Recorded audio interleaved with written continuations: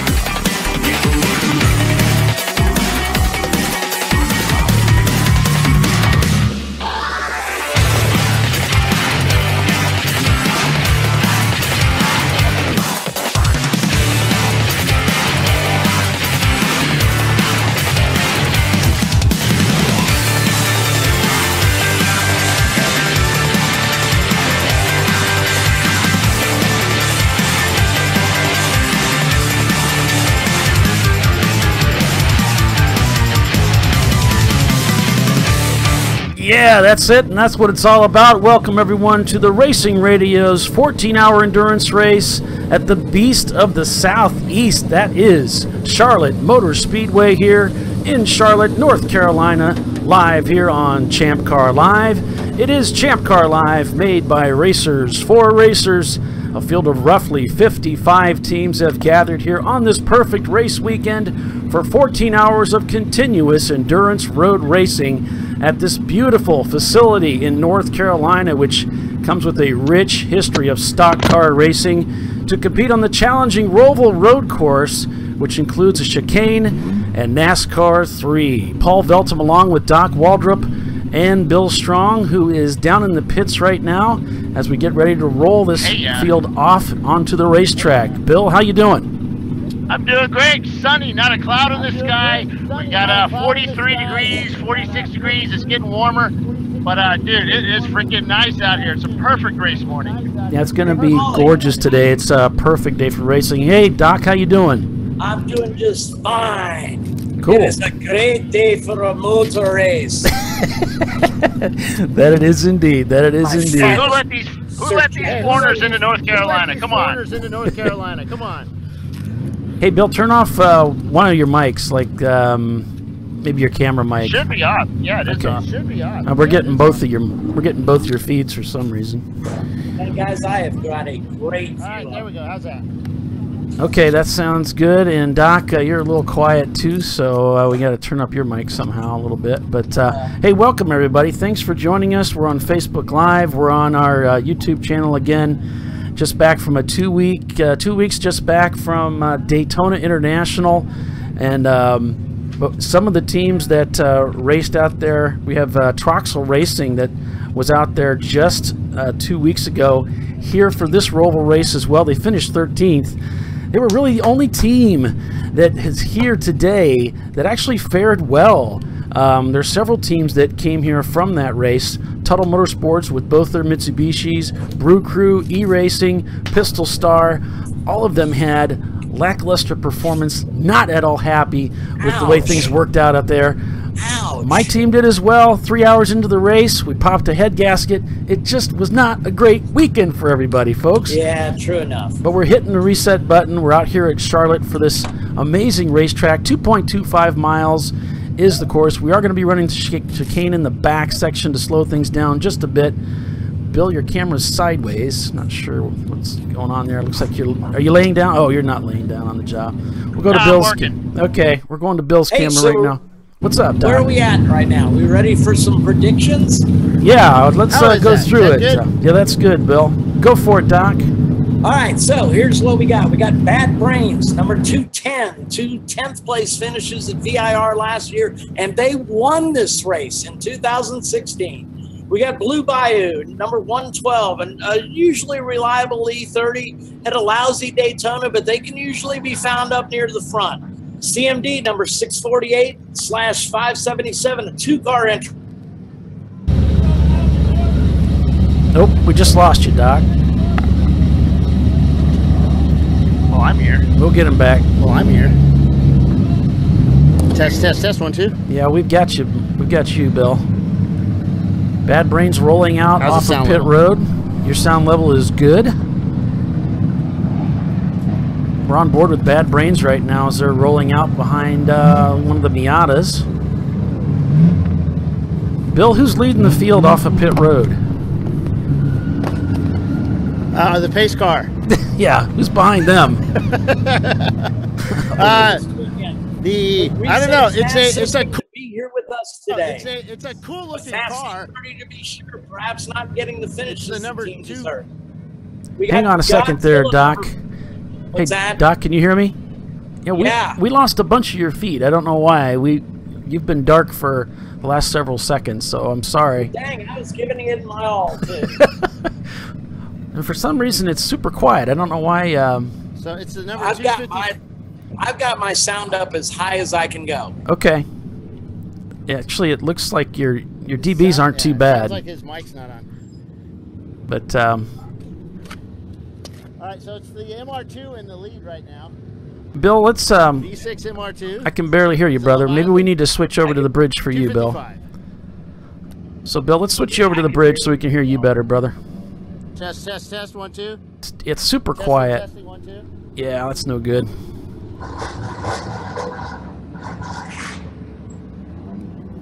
Let's see here. Testing, testing. 1, 2. Yeah, we can hear you. It's just super quiet. Testing. So maybe try switching over to the bridge. Maybe we can hear you better. All right, how's that? Sorry. All right, so we got the Is it Leviathan MR2? All right, so we get it mixed up. There's 2 L MR2s Yeah, in this. now we're getting you on both mics Two L again. MR2s in this. So, Yeah. so if we can just get you on the bridge, I think we There won't we have go. the. Yeah, we Okay, got it. man. We got it. There So we go. Leviathan. Yeah, we got it. No, it's still doing it. Leviathan We MR2. still got double audio from you. Shouldn't. Yeah, we're getting it. You're in delay. That's never happened to us before. Usually, when you switch that off, it works. I'm not sure. Something's not. Maybe that microphone's not Test, really test, working. Test, 1, 2, 1, 2. Test, test, test. Yeah, I hear that. Is that better? Yes. Huh. Okay, so we have a bad amplifier for the mic that's Could going be. into the phone. Sorry, Maybe it was that's- picking up the sound from the From the phone. yeah. So Yeah. right now, just for folks out there, don't use a microphone with the new Galaxy 9s. Great phone for taking pictures, but so far it has not been a good selection. Sage advice, Bill. Sage advice. So Leviathan is up front, then I imagine it's IPF Racing. Is that how they started Correct. off? So it's IPF, then Five Tails, then Go-Kart Racing, Crash Management, SLS, and I don't know how to pronounce this, MOCIAP. Mokiap? I don't know. All those guys must be up at the front. Crash Management in that Dodge Stratus. Rolling Roadblock Racing, love that name. Separate Checkbook Racing and Full Throttle, love those names.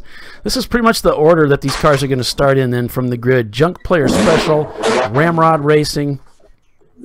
The Tuttle guys are going to be up at the very front, so I don't know if they roll off at the back. How does that work, Bill?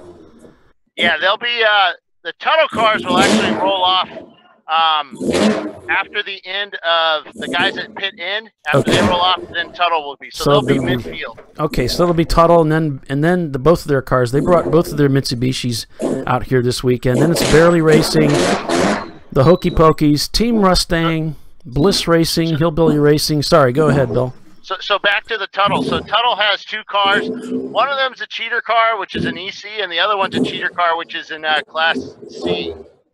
Did I say cheater car? I meant that's a legal car. It's Class C. Right, got it. I'm just trying to I need traffic on the forum because, you know, we have to make money on the advertising that we have on there. So you guys go ahead and start your flame wars on the forum, please. No, Tuttle's pretty cool. He was I joked around with his engine last night. I threw, you know, somebody had a hoodie on the car, so I threw a hoodie over the engine. Did one of those impromptu images with, you know, hiding his engine, and then of course he got involved, thought it was really funny, and we had a blast with it. So Doc, we were talking about Danger Racing and your predictions. Yeah. Which is the fourth one down, I think we were talking about. But give us another run since we can hear you now. What are your thoughts here from Danger Racing going forward? Well, I mean, Danger Racing's got an all-star driver lineup. They got Roger Cohen from Birmingham, too. We know they've been tearing up the circuit. They had a win at AMP last year, a great run at Barber before they tangled with the Biohazard car. So they're used to SC300s for sure. They got Chris Huggins from Huggins Racing, winner of, 3 straight now? We got E-Racing. And they got Wyatt Foster in the car as well. He's currently cleaning our clocks in the ChampCar iRacing series. We got E-Racing. Alon and his crew are here. He reset his navigation system. He was supposed to be at Road America, but he joined us here since Road America was snowed out.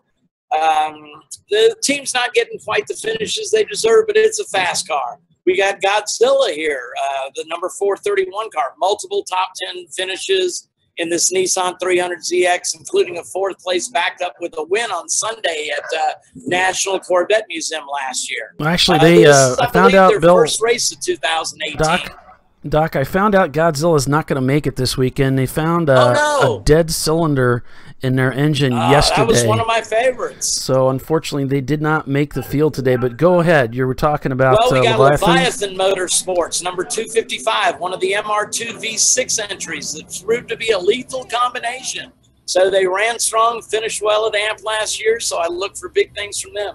Mean Green Racing, I hope Pete's out there. He had some problems last night with an O-ring.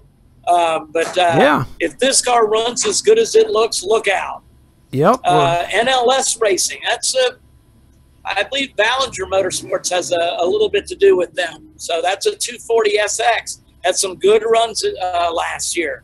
We got the Nova Home School, the GT814, a new BMW Z3 build that was featured on one of Bill Strong's popular Shop Talk series.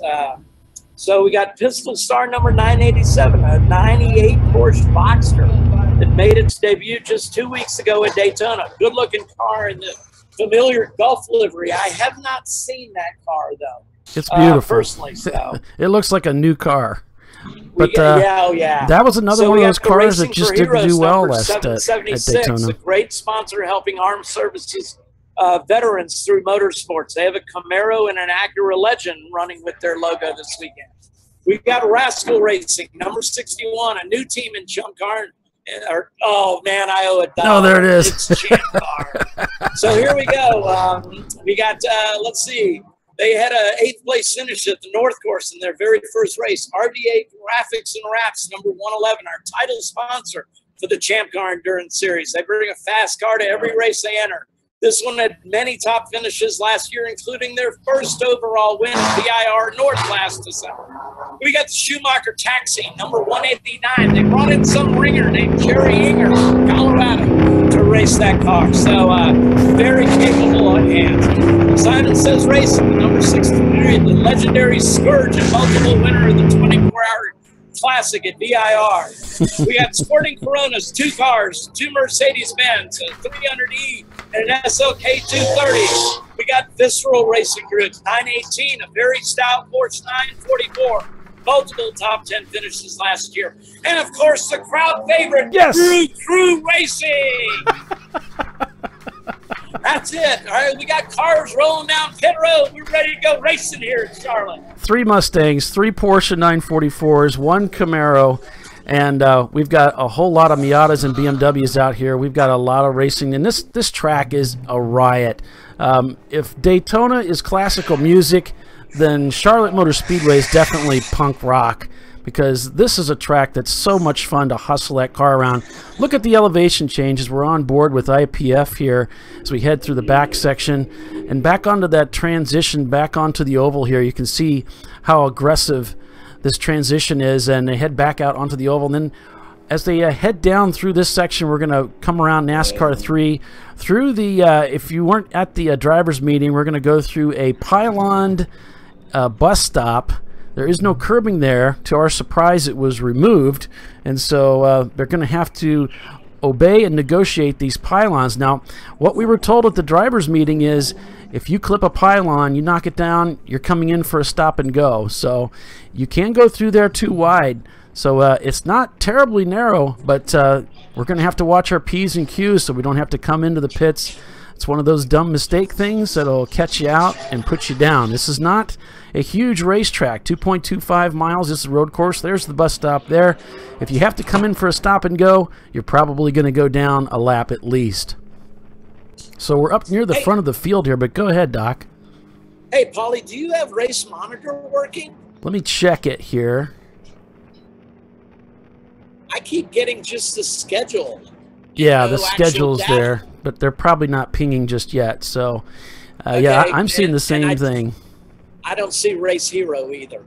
Yeah, I think what I was told was they need to see pinging before they the schedule even shows up on the screen. Okay. So we'll keep an eye on that, everybody.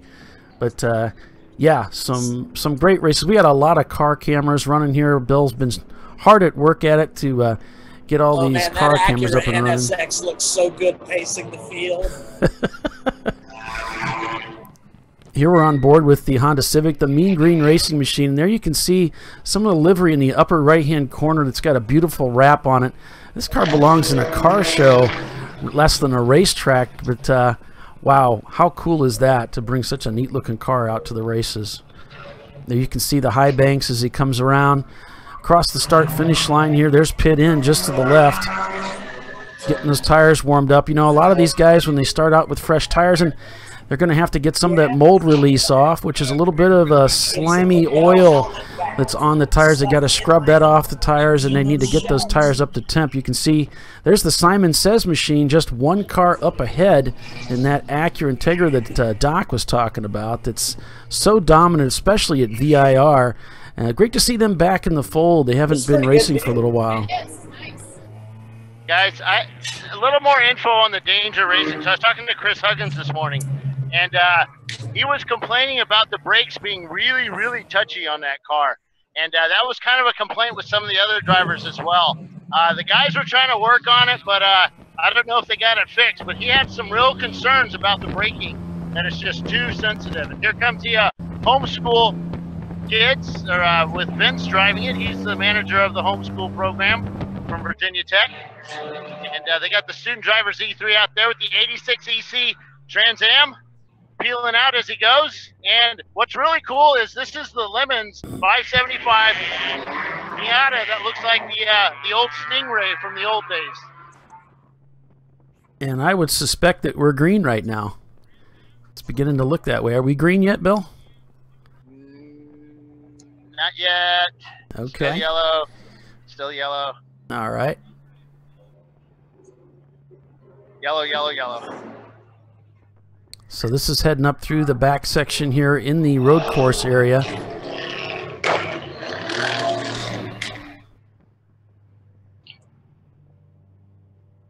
And it's difficult to see. You know, the camera doesn't really do justice to the elevation changes that they're going through, but they are going through what looks like there's a bus stop section that's in the Roval area. It's not just a straight shot. We are still under the pace car. So you'll see how steep this left-hander, and then the right-hander, you kind of come down bottom, come back up, and it's really important to get a good run out here. This takes you back onto the Roval. Okay. So this track is just a lot of fun. You really get to hustle the car. You may not reach the same speed you would at a Daytona, but that doesn't matter because you're having so much fun in these tight, twisty corners in the infield. It's a fun racetrack. Some would say this is more fun to race on than Daytona. It's like that. Yes, it is. So This is going to be a great. These guys are going to have a great time, man. It's a beautiful day to be racing. Doc, can you see the yellow flashing light to the right of the flag stand? 49 degrees right now. High's going to be about 72. No chance of rain. It's going to be sunny all day today. 14 hours of racing. Checkers at 11 o'clock tonight. Just a beautiful race day out here. So this race today is sponsored by Racing Radios. You can check out their website, racingradios.com. Premium communications equipment that a lot of teams use. We even use it for our broadcast. Bill has a customized racing radio headset that he uses to communicate with us. And they're on site this week too. So if you're listening and you have problems with your radios, go see them over at the Racing Radios trailer across from the where is that? The registration area. ChampCar is in Charlotte. Oh, they must be doing practice. This is IPF Racing in their Toyota Supra. To go back in the sunshine, it's chillier over here. I can hear somebody talking in the background, Doc. Yeah, nobody's talking up here. Okay. Not mine either. That's strange, but that's all right. Unless it's one of the cars. No.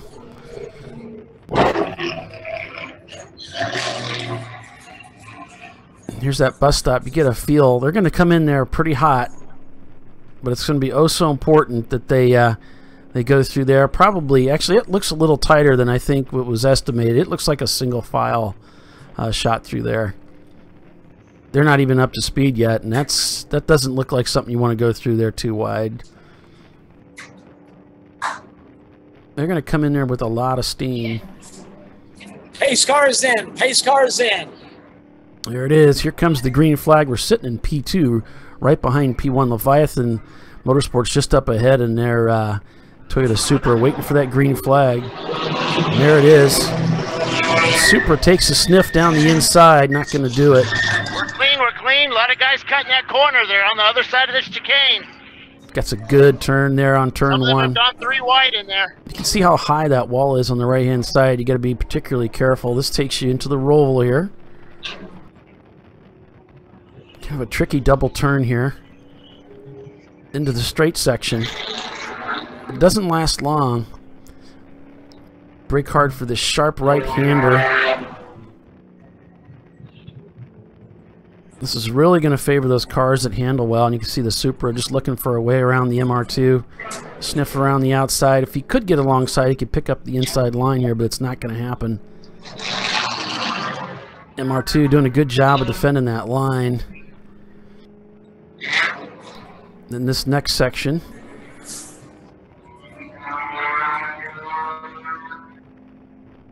And if he gets a good run right about here, it's so important to get a good run out of that corner. It takes you onto the Roval.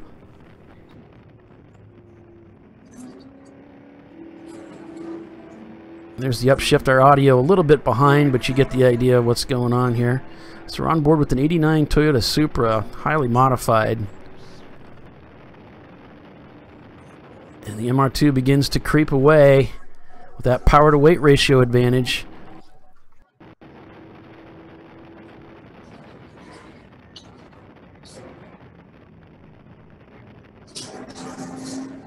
Now this is back in the section where the bus stop is, so we should see him approach that here shortly.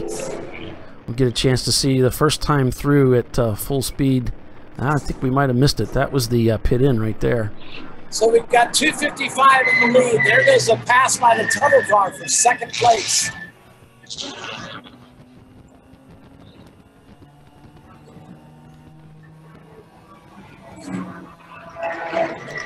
Now we're still waiting for our timing and scoring system to catch up with everything. Usually comes in after about 5 or 6 laps. We'll have that on board. On board with Mean Green Racing in their Honda Civic.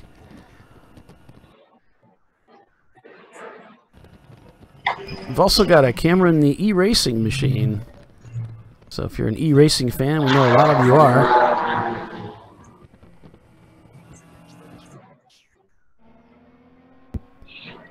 Here we're on board with E-Racing.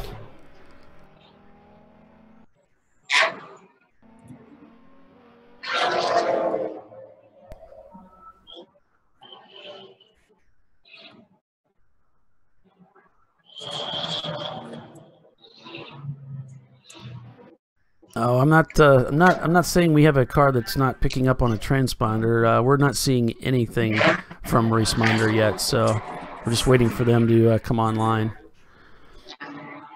Just got a message from Race Control asking a question.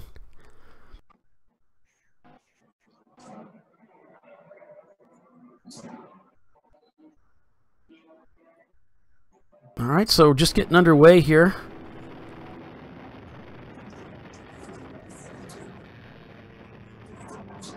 So they're racing away pretty clean here today, guys. It looks they're coming into turn 1 really good. They're coming out of the into NASCAR 1 off the road course, which is a really cool entrance exit now. They really changed it for the racers.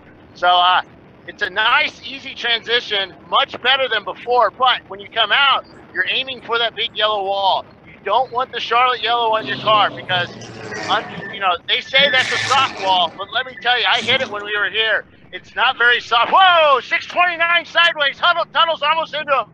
The 629 sideways on the inside of turn 1. And IPF just gets by. Both cars get through unscathed. We're watching it happening right in front of us. I hope he didn't get into the wall. The car was pointed that direction. Nope. No, he made it. He's actually behind the pit wall now. He's going behind the pit wall. He's going to go out pit lane. Got himself turned around, pointed in the wrong direction. Not much you can do about that, but bail out. Get the car turned around, get out of traffic. Yeah, he came into 1, was just a wee bit too hot, got it sideways, and while the rest of the traffic was barreling down on him. Yeah, that's what it looked like. Very well. It just looked like he had a little too much juice on it, and the back end started to come around on him. Maybe trail braking in a little too much, lightened up the rear end, something of that effect, and the back end came around on him. The drivers did a great job of avoiding that, and that's something that you just got to be really careful of early on. There's going to be some of that stuff as drivers get, you know, acclimated with the track. There's so many teams out here that there's a lot of race rust, if you will. Guys that haven't raced all, you know, since the winter, trying to get acclimated to this track. Maybe they've never been here before too. So turn 1 is kind of a trail braking corner. So if you're going to go in there pretty strong, pretty hot, and you want to get a good exit, but you got to be super careful because that cement wall is right there. We got the we got another car off right now at the exit of the road course. He's on the right-hand side against the wall. It looks like a Honda. I can't tell which Honda. It's a blue Honda, and I can't see the number, but I think it's actually the Gorman car. All right, thanks for that, Bill. Am I yelling? Am I okay? Yeah, you're good. You're good. There's a beautiful shot from up above.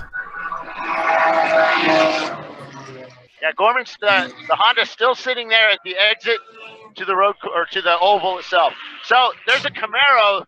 I think it's an EC car. It's the orange and black one. Every time he shifts, it's either tire smoke or one of the banks of the V8 engine aren't doing so well. I can't tell.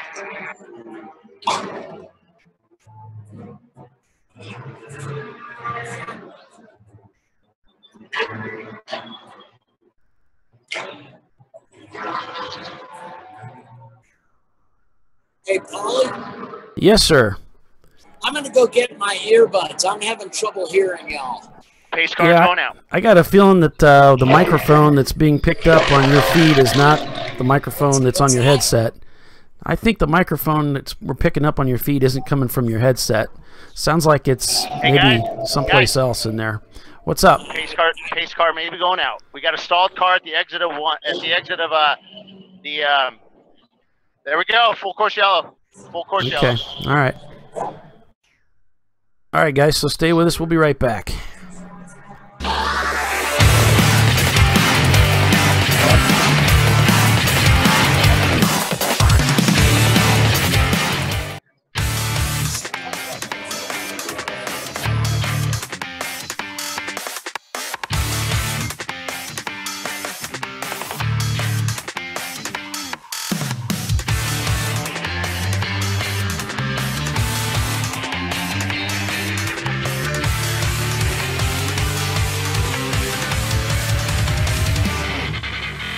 The Champ Car Endurance Series is North America's home for real, affordable, competitive road racing.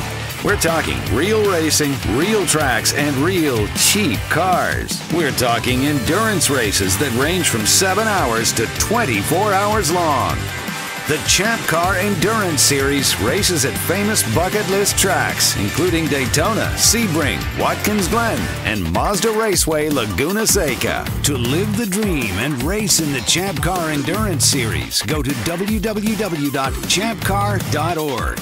Yeah, welcome back to this weekend's Champ Car race presented by RVA Graphics and Wraps at the Charlotte Motor Speedway for the Racing Radio's 14-hour endurance race as we count down these 14 continuous hours racing into the night. Checkers at 11 o'clock tonight at this raucous roval in North Carolina, Charlotte, North Carolina. It's going to be a great day to be racing, that's for sure.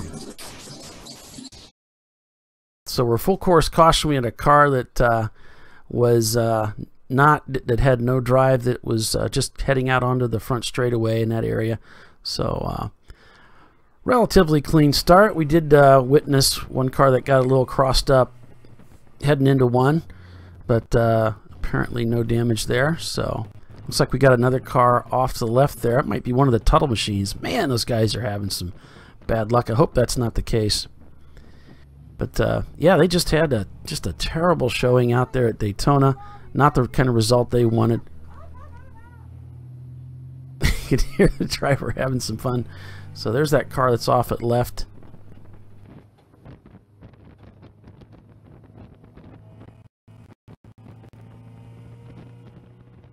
On board with the Mean Green Racing team. And then we also have the IPF Racing team, which is a 89 Toyota Supra behind the pace car. Hey, Polly? Yeah. It's a little louder up here than I really thought. Do you think my earbuds would help? I'm having trouble hearing y'all. Yeah, go ahead and try that. All right, I'm going to go to my trailer and get them while we're under a full course yellow here. All right, man. Shouldn't you be racing or something? Yeah, it's like there's a race or something. There's a bunch of loud cars out here.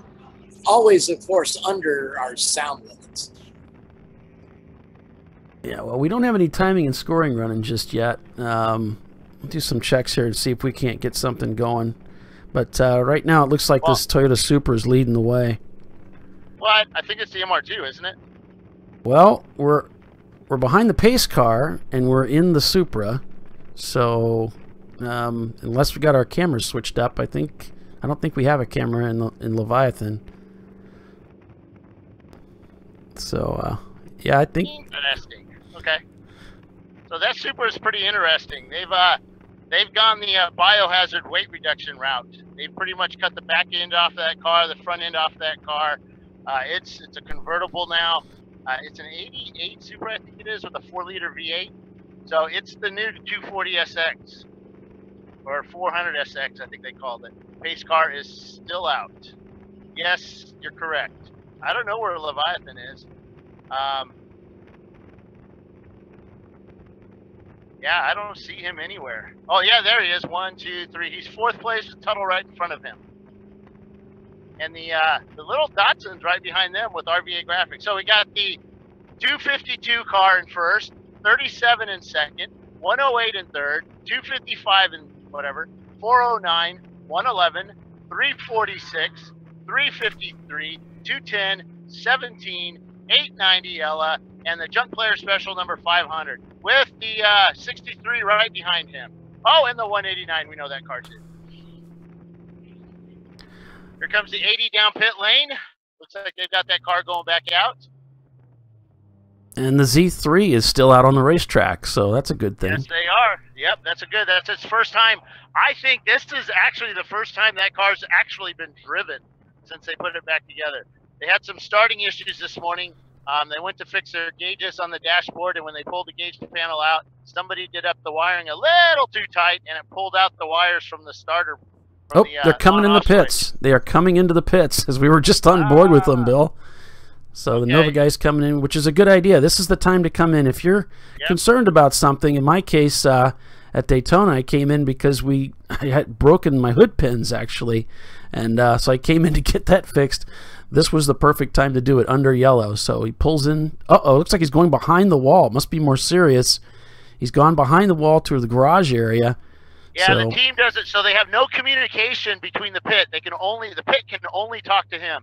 So I see Ian over there. They're actually headed all over there. So obviously they'll take a look at that and all the parents are running over. See what's going on there. So Ian's actually a kind of a mechanic, so he can figure a lot of stuff out too. So when I say kind, he's kind. He can grab tools. Did I say that publicly? IPF Racing in P1 right now, leading the race in this Toyota Supra. There you can see it pictured just up above. I'll try and draw that out a little bit bigger so you can see it. There it is. Kind of a chopped up mobile there. Cool though. E-Racing on board with them here. The feed not all that great for some reason. Yeah, these guys, they had a problem with their fuel pump and their mass airflow sensor at Daytona here just 2 weeks ago. And not the kind of finish they were hoping for. Got those things corrected. That was a crazy race weekend. We had 2 red flags due to lightning and rain. But managed to get 14 hours of racing in, though.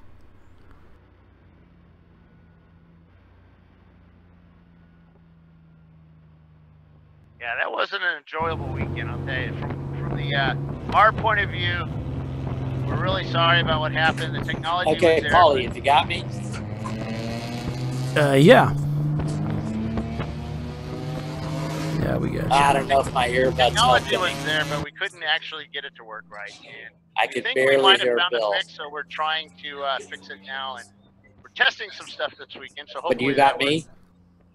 Yeah, I got you, Doc. And Bill, if you can turn up your microphone now for the bridge, I think then Doc can hear you a little bit better. Yeah, I can barely hear y'all. Pace car stayed out. Test, test. Okay, you turn it down just a little bit. That's a little too much there. Test, test. And just a little bit further down. Well, dang it, I need to hear y'all. Okay. Let's try that and see how it goes. If that's not Pace enough, car stayed out. we'll bring you up. Okay. Sounds balanced to me. Yeah, we tried some new things, everybody, at Daytona. Struggled with it. It was frustrating for everybody.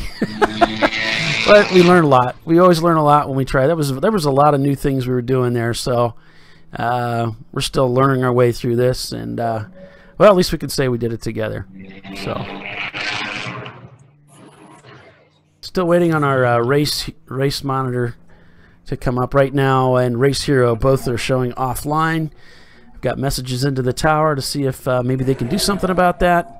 We're also waiting to get our helper in the tower to get us some info from race control. Hopefully we'll get that a little bit later on.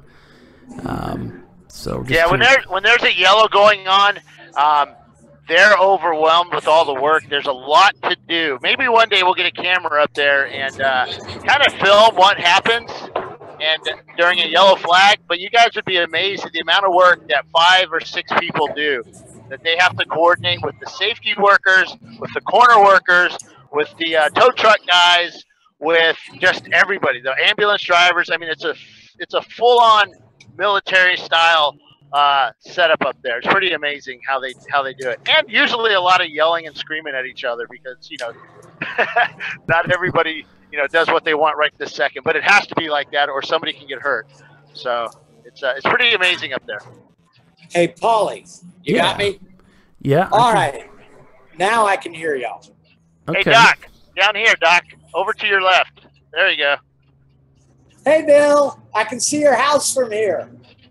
Probably could. That's a nice. So Doc is up in the pit suites. It's a pretty sweet area, and yeah, it looks pretty cool up there. I'm telling you, this is the life. I'm getting spoiled after Road Atlanta. Well, And guys, now here- and I'm They say- seeing and that the it even 107, guys, I'm seeing the 107 Tuttle machine is back in the garage. They're working on that car. Is that the one they did the engine swap on last night? Yeah, they were up all night working on one of them. So the 108 is still out circulating, and I'm going to try and get that feed for us on. So give me a minute. You guys go ahead and talk about something compelling. Well, we still don't have Race Monitor up, I don't they're think working. Race They're Hero's working on it. All They're right, working cool. on it. Well, as we said, it's a gorgeous day out here today. My gosh. Looks like a pretty strong field. A couple of people distance themselves, but there's been some nice battles into turn one already. So people out breaking each other. Looks like the pace car is going to stay out again for another lap. Yeah, the tow truck is. Well, they were going to try and tow the car out, but they can't, so they're going to flatbed him. So I don't know what's wrong with that car because I can't see over that wall. But which car is it, Bill? That is, I believe that's Gorman's Honda Civic. Okay. Or not Civic, the Honda Integra. Okay. I got a report that one of the Mercedes is dropping a lot of water on the track. Yeah, it's going pretty slow. That's most likely the one they drove to the track last night or yesterday. They drove both. They're Lemons racers normally, but they came down here to race on the big track, and they were really, really excited about it. And they drove both cars to the track. They have two Mercedes. One of them developed a head gasket leak. So one of their drivers works at Joe Gibbs Racing. They have some special super duper additive that they can add to it. They were going to try and get some this morning if they could, and they were just going to add the regular stuff to it and go from there. So once they, it had problems. That gives a new meaning to the term arrive and drive, doesn't it? Yeah, yes, it does. Well, I mean, that harkens back to the old days when you drove your car to the track and raced it, hopefully drove it home. Yeah, it really does. It's pretty cool. Oh, man, this is just gorgeous. Well, we couldn't ask for better weather, that's for sure. And it's a great racetrack. After the weather we've been getting, this is a nice break today. I'm joined up here by the lovely Miss Strong. Hey, put her on. She doesn't want to talk to you, Bill. Hi, baby. I got to be nice to the wife. You should be nice to her. She's a nice woman. You, my friend, married up big time. Why, yes, I did. And I heard her boyfriend might be trying to give us a special treat later on today. Yeah, we can't say his name out loud, but a gentleman that races with Champ Car, maybe he's on his way to somewhere cold, somewhere else in the world. He may be doing a flyby with his squadron at about 1:45 here. So hopefully we'll see some Army helicopters. Cool. That would be wickedly awesome. Oh, that would be awesome. Yeah. They've actually done some stuff here. They've done flyovers for Charlotte and during the NASCAR races, and actually did some landings and stuff here, which were pretty cool. Well, if y'all don't know the history, Humpy Wheeler always puts on a spectacular show. And a lot of it, I mean, he did a full-scale invasion here on the infield for one of the Coca-Cola 600s. They had paratroopers, they had helos landing. Oh, yeah, I remember that. They had tanks dropping, Humvees, unbelievable. Always a show. I mean, Humpy Wheeler was the master of showman. Okay, it's the 85 car, or 65 car. Oh, yeah, that is Gorman. So it's a 65 car. 363 is coming out of pit lane. He's ready to join the race. Pace car is still out. Unfortunately, 63 is going to have to wait to join at the end of the patch field.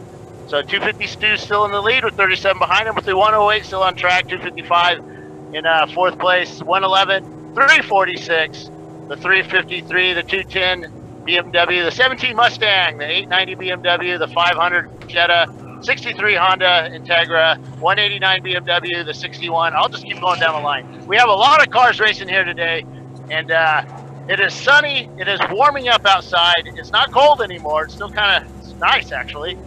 Nice little breeze flying out. Not as windy as it's as it's been the last few days. It was ridiculously windy, but it is absolutely gorgeous under this sun, this nice spring sunshine. We have the Datsun 40 or Nissan actually 409 headed back out of pit lane. They're regulars here in the Mid-Atlantic races. Good guys, good racers. So pit lane is completely empty right now. All right, we're at Charlotte. We are at Charlotte Motor Speedway. It was designed back in 1959, a 1.5-mile super speedway on the outskirts of the Queen City. The Smith Tower houses the speedway's corporate offices, ticket office, souvenir shop, leased office space, and the Speedway Club, an exclusive dining and entertainment facility. In 1984, Charlotte Motor Speedway became the only sports facility in America to offer year-round living accommodations when they built 40 condominiums high above Turn 1. 12 additional condominiums units were added in 1991. Another innovation is the $1.7 million 1,200 fixture permanent lighting system developed by Musco Lighting, and the revolutionary lighting process uses mirrors to simulate daylight without glare, shadows, or obtrusive light poles, allowing Charlotte Motor Speedway to be the first modern super speedway to host night auto racing. The 20,000 square foot garage area was added in 1994, and in addition to the 1.5-mile quad oval, Charlotte Motor Speedway complex includes the 2.25-mile road course that we're racing on today, and a 6/10-mile karting layout in the Speedway's infield, a quarter-mile asphalt oval utilizing part of the Speedway's front stretch and pit road. The Legends tend to run that. And the a 1/5-mile oval located outside of Turn 3 of the Super Speedway. So motion pictures such as Days of Thunder, Speedway, Stroker Race, and Talladega Nights, The Ballad of Ricky Bobby, and even music videos like Tracy Lawrence's If the Good Die Young have been filmed at the Speedway. A rich history here at Charlotte Motor Speedway for the Racing Radio's Grand Prix this weekend. 14 hours of continuous racing.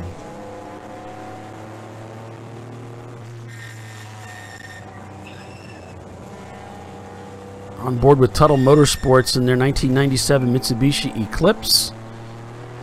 So we've just gone back to green flags. You heard the guy saying in the background there. No, we don't have race monitor up just yet. We keep checking, but we're working on it. Let's see if it comes up. No, not just yet. Still just a schedule. That's something that we have to send to them before they can send back to us. So they're working on that. They got a lot going on in the tower, as usual. The beginning of these races are super busy because invariably we have yellows at the beginning of the race, so it's pretty hectic up there. So it'll take a little bit of time, but they'll get that sorted out, and hopefully we'll be able to get that information.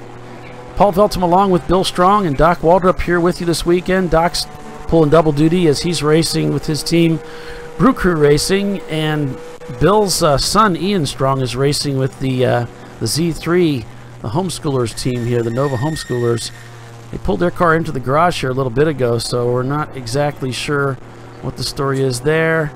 Doing a preview, I can see on the monitor that that car is still behind the wall in the garage, but I see a driver's in the cockpit, so hopefully they'll be back on track here shortly once they get whatever's ailing that car back on track. And it's not overly surprising. There's going to be some teething issues. That's a fresh build. They haven't raced that car before, so a lot of new drivers here this weekend, including in that team. Some of these guys, young men, have never raced before anywhere, so a lot of newness for those guys.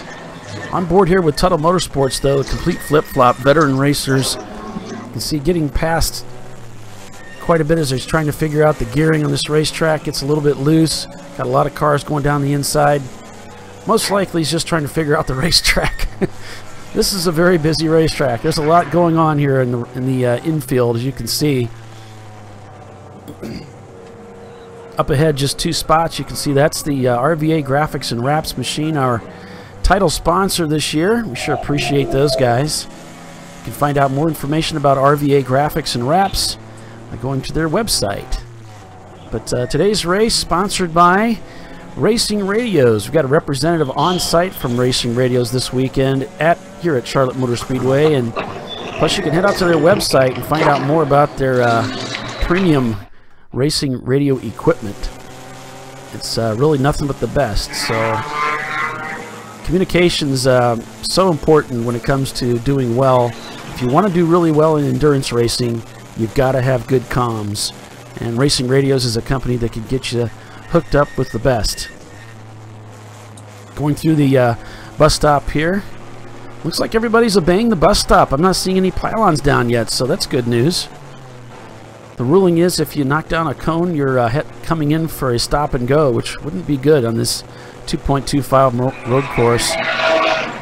You're probably going to go down a lap. And there you can see as he's going through the corner, you can see that arm strap just on the driver's right arm.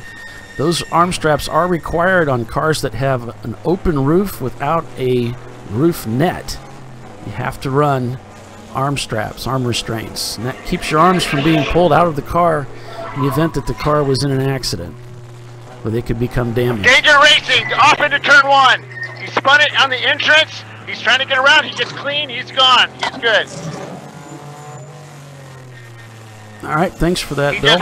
He just hit too much brake as he went into the corner and spun it, pirouetted once or twice, one and a half times. So if we have any information on who's leading the race right now, yeah, I'll get him the as running they come orders, down. that would be cool if you know. That'd be great. As we were coming back off of yellow, it was IPF Racing up front. Here's a view from inside their car.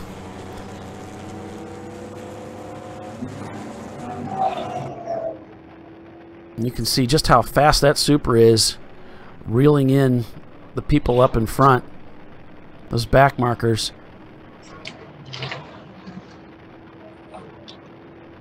Yeah, that guy brought a gun to a knife fight, man. That car is going to be wicked. It is quick.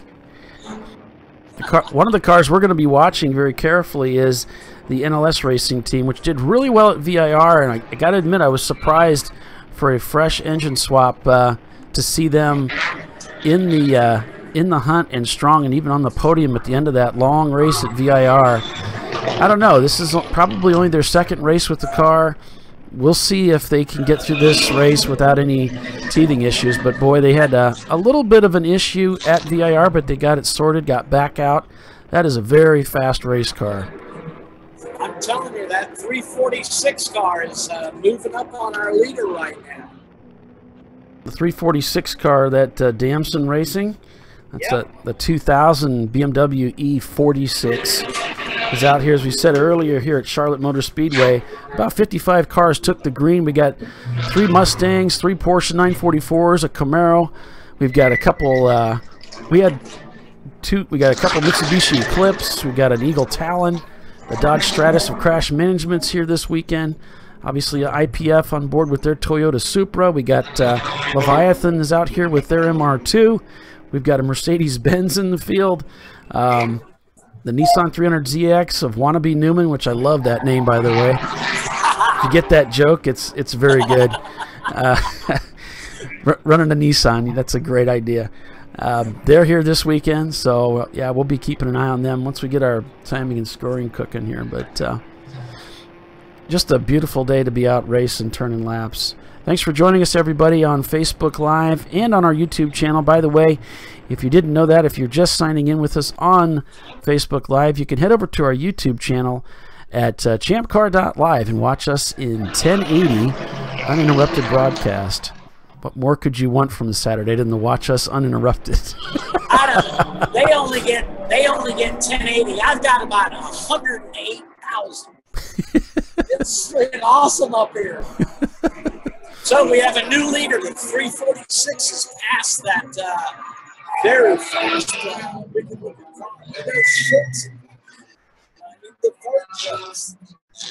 All right, Doc, we can barely hear you, but I'm not exactly sure why. The microphone settings on the bridge. I don't know if you know how to find that, but what we need to know is that that microphone, that the audio is looking at your microphone on your headset and not on a laptop or whatever else is up there. You're talking in out of the clouds on this. But so Doc's going to look at that. He's double duty too this week, and I don't know how you do it, brother, because I'd be thinking nothing about my race car the whole time. Oh, I'm good. I might try to do this at something like that when we go to NCM here a little bit later in the year. That's right, because coming up in just 2 weeks, we're at Thunder Hill. By the way, it's a $750 race. If you want to go racing out and you're out in that area or anywhere near it, maybe you've never been there and you just want to do a poll, hey, go on out there, go racing with us. There's spots open.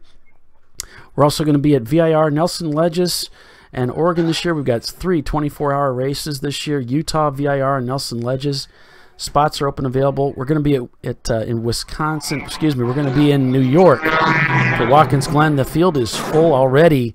It's capped, but there is a waiting list. So if you still want to get to Watkins Glen, you can sign up, but no guarantees. There's a lot of people that want to go racing there. Hey, Paulie, how's my microphone level now? It's not great, and I don't know. Maybe it's because of the background noise a little bit. But how about now? Yeah, it's good. I found the setting. Cool. I'm so proud of myself. You did great, man. The level looks fantastic. I'm scared.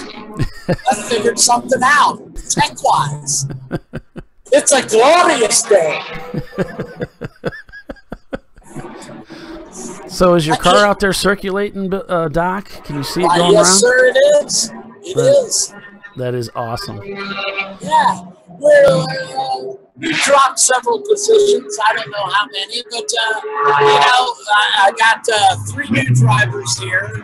None of us have ever driven this course. I attended here 2 years ago, but of course everything's changed. So I'm watching this in-car thing, see if I can pick up something. Yeah, the 107 car is still in the pits. That's one of the Tuttle machines. The other one's out there running, but not faring very well with all this traffic. This reminds me of when I was driving at Daytona. It is a very busy, hectic day out there this morning, and you want to have an experienced driver in the car right now to navigate that traffic and try not to lose too many spots so that you can keep the car at least up near the middle of the field so that as the field begins to thin out a little bit, things settle down, you can begin to work your way back up the field. But wow, what a fantastic start for the IPF in their Toyota Supra, strong up near the front of the field. They're just doing a fantastic job with that race car. Well, check Facebook. Check Facebook. Andrea just posted up the results so far. Oh, okay. I see a sheet there. I didn't know what that was. Yeah, Paulie, that's what I'm trying to do with our car. It's just finished today. Daytona was a bit disappointing for us. We had 2 hours left change. We came on 69.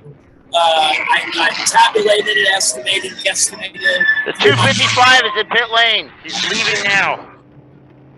So I threw my crystal ball up, and if we hadn't had the 2-hour stop in the garage to replace that clutch, we would have finished around 20th, 25th. So I'm pretty happy with that. Cool, man. So as long as we can stay on track, and with no mechanicals, we'll do okay. Right. We have no fantasies that we're a podium team. We just wanted a good finish.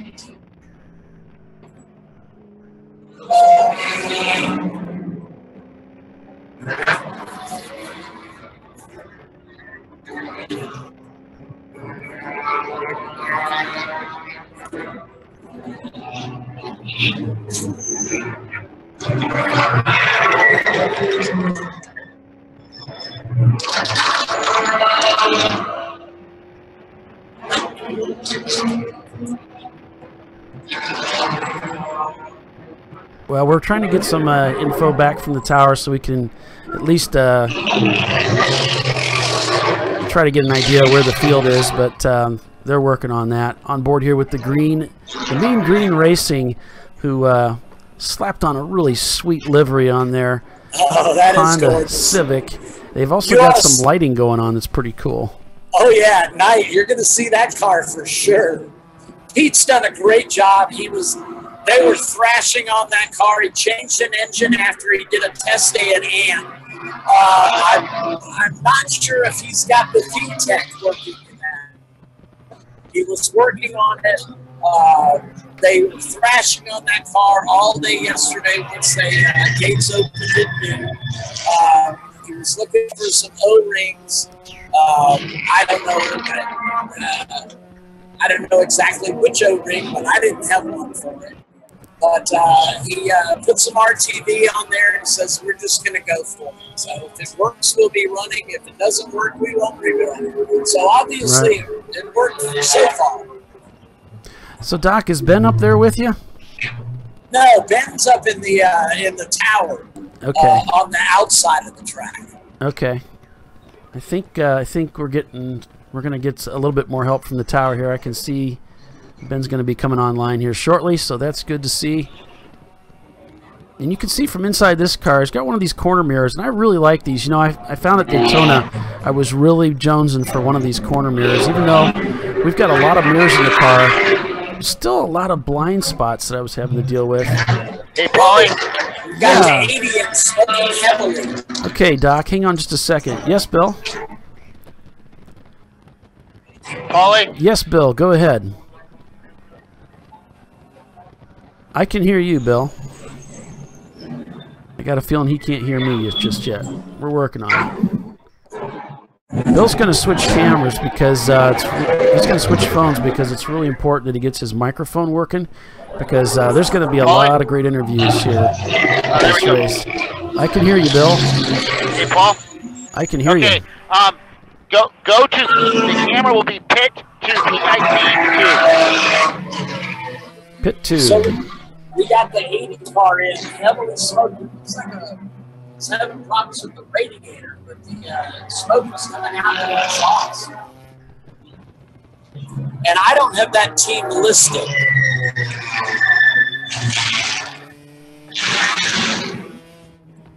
All right, well, we'll keep an eye on that.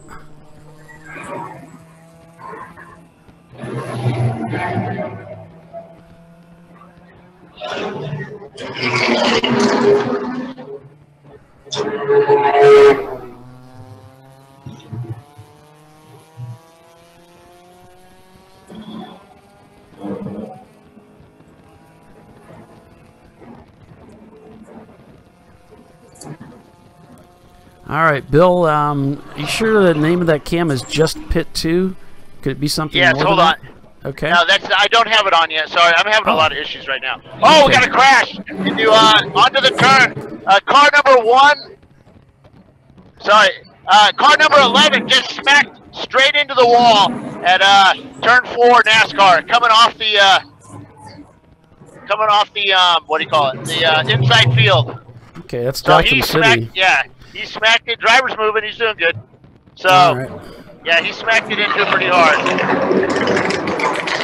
It's really unusual. You know, Gotham City's a veteran team, so wouldn't have expected to see something like that happen from them. But yeah, that's a nice brand new paint job on that car too. Yeah, he's nice. What do you call it? Skid marks going straight into the wall there. Oh yeah, I see it now. well, at least he got it locked up. You could see he was in trouble, and he was able to kill some of that speed before he went into it. Looks like he's lost a bit of the what? Looks like the front end sitting there, the plastic bumpers. Now, as long do you see any fluid coming down the track? No, I sure don't. The safety vehicle just got Okay. on top of it. Great. Great. Well, it's good to hear the driver sounds like he's moving around. He's all right. Safety's on. Ambulance is there. Yeah, good precaution. Here comes the hook for him. All right, my camera should be going live.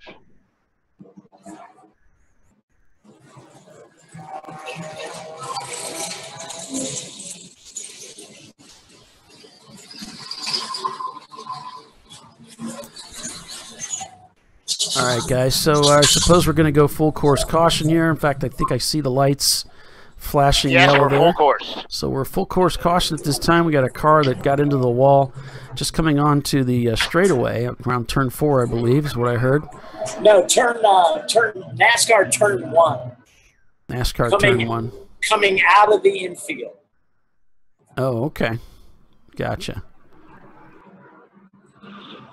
So coming out of the infield onto that, and there's quite a transition there, and you want to get a strong run coming off that final corner that takes you out there, and you're going to end up a little bit wide, but apparently as he got into it, it's kind of, if you come into a steep angle, there's a lot of banking there, and it does upset the car a little bit, and maybe it's just a little too much, got the car crossed up and nosed into the wall there. Yeah, that transition onto the banking is kind of jarring. At least it is on iRacing. Got the 133 car into the pits. That's the Five Tails Racing. I think I see the Z3 down in the apron there. So that the homeschoolers car might be back on the track. But looks like they're not up to speed. We'll see if we can catch up with them.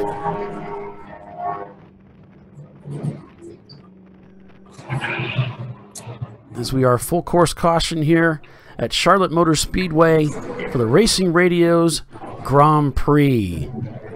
Which car was that into turn 1? Well, we were told it was car number 11, which would be Gotham City Racing, according to my sheet. Gotcha. A lot of disclaimers in that sentence. Right. Note. Yes, I'm going to add for when I get these awesome feelings, I'm going to add a pair of binoculars. Okay. Yeah, it's a black car. Other than that, I can't tell you anything. I sound like Bill Strong. Yes, the red car just went into the lead. Well, that narrows it down. I kid because I care, Bill. I kid because I care. All right, can we test my mic? Yeah, I've got your camera. Let me see if we'll turn you up here, Bill. Okay, let's go, Bill. Say something for me. Test. It's beautiful. Test. Yep, that's beautiful. That's what we want right there. Good.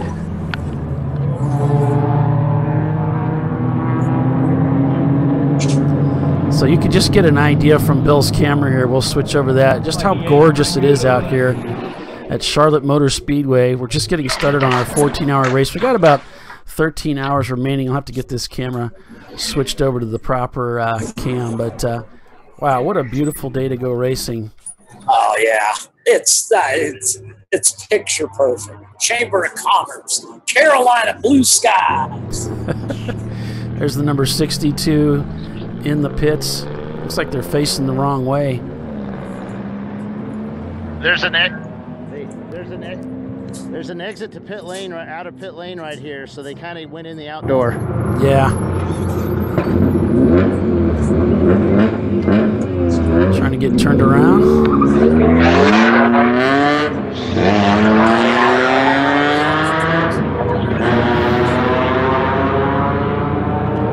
Out here at Charlotte Motor Speedway, 54 degrees, high today 72. No chance of rain. So how you guys doing out there? We're doing great. It's a beautiful day for racing. What team are you guys? Cremaster, number 80. Cool. So what kind of car is it? It is a Miata. Are you driving today? No, I am not. I have a bad knee. I believe that car has been brought My right behind knee. into the pits. Whose car? The number 80 car, the Cremaster car. Well, Did they take it back to the pit lane? No? I believe okay, they're Doc's seeing things. Oh. No, Doc's hearing things. Never mind. Disregard that. they were right They say I'm doing good work down here. I don't think so. There is no number 80. You must mean an 801. There's an 801. You acknowledge. All right, another team yelling at their team on the radio and waving, jumping up and down, and trying to get their guy in.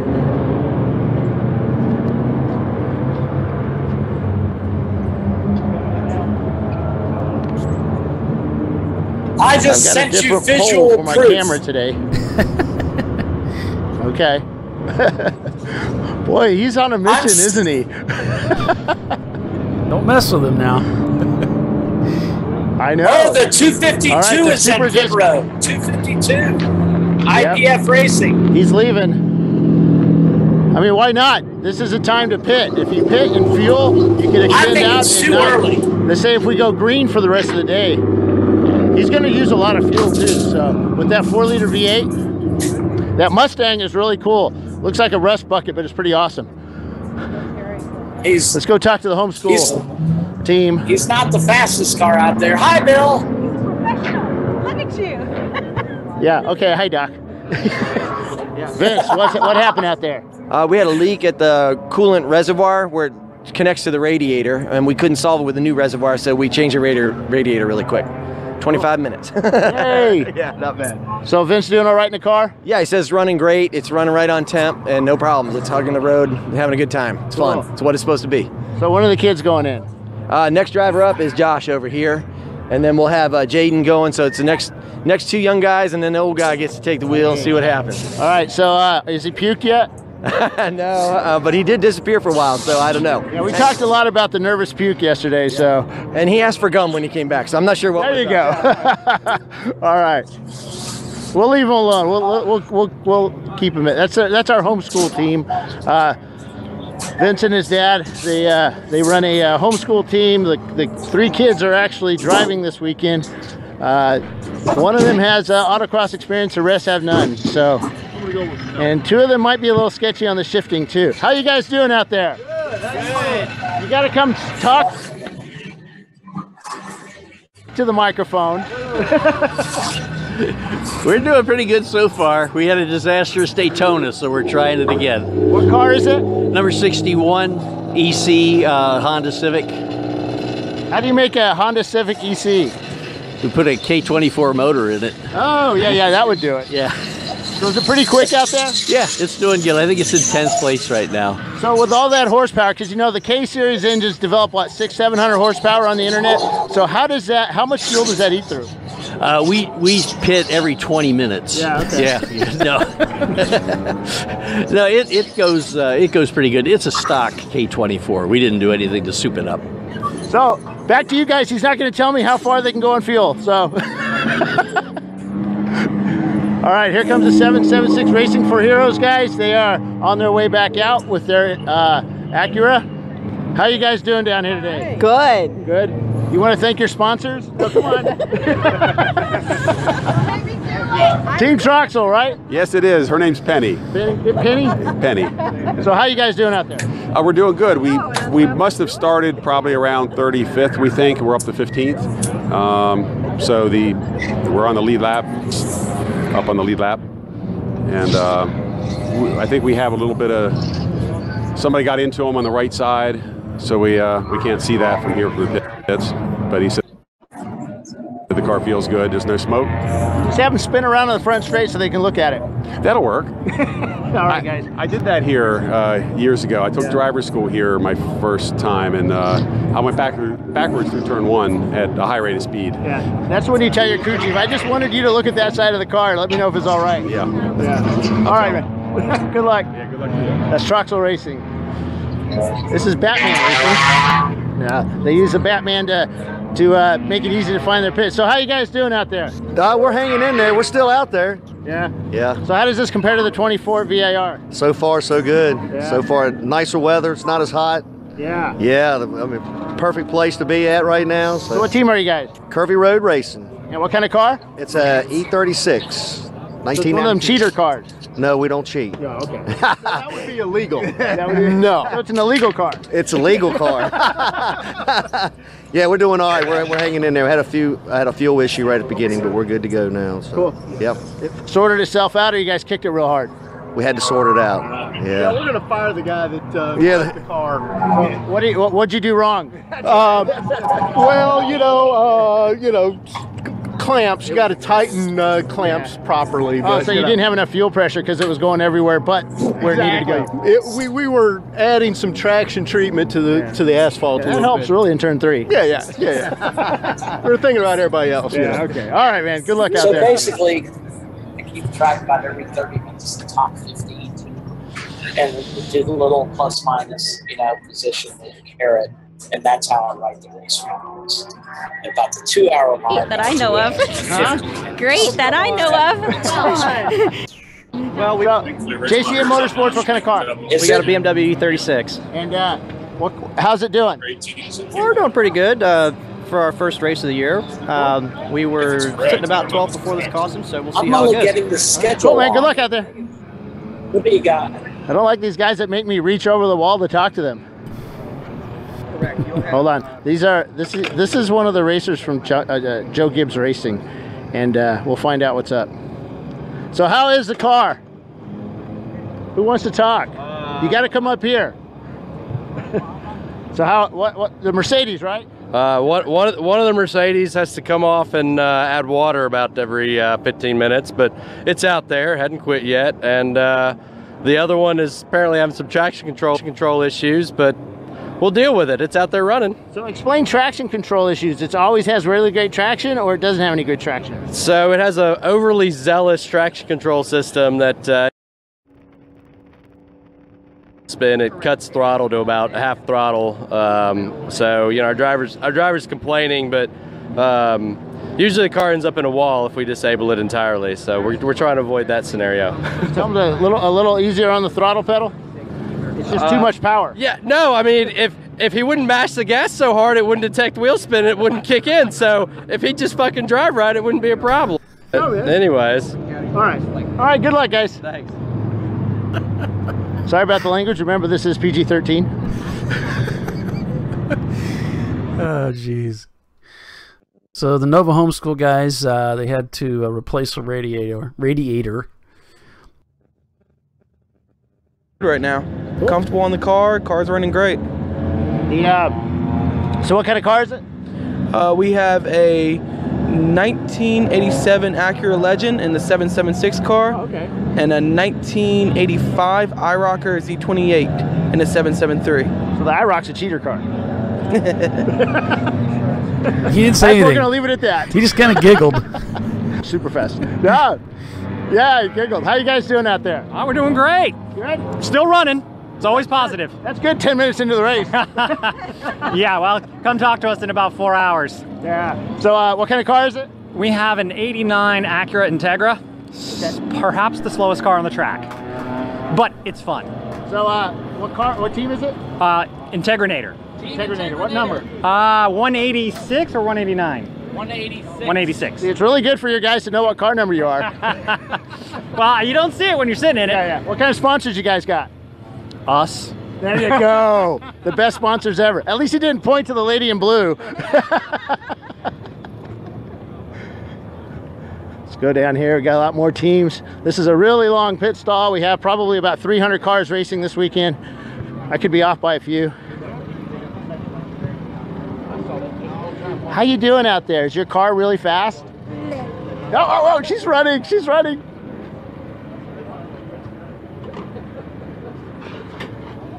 So how they doing out there? Good. We're running 49th with 8 laps. Cool. And they're it's a really fast car, isn't it? Yeah. Have you got to drive it yet? No, I got the steering in the tech yesterday. Cool. And you help them fix it and stuff?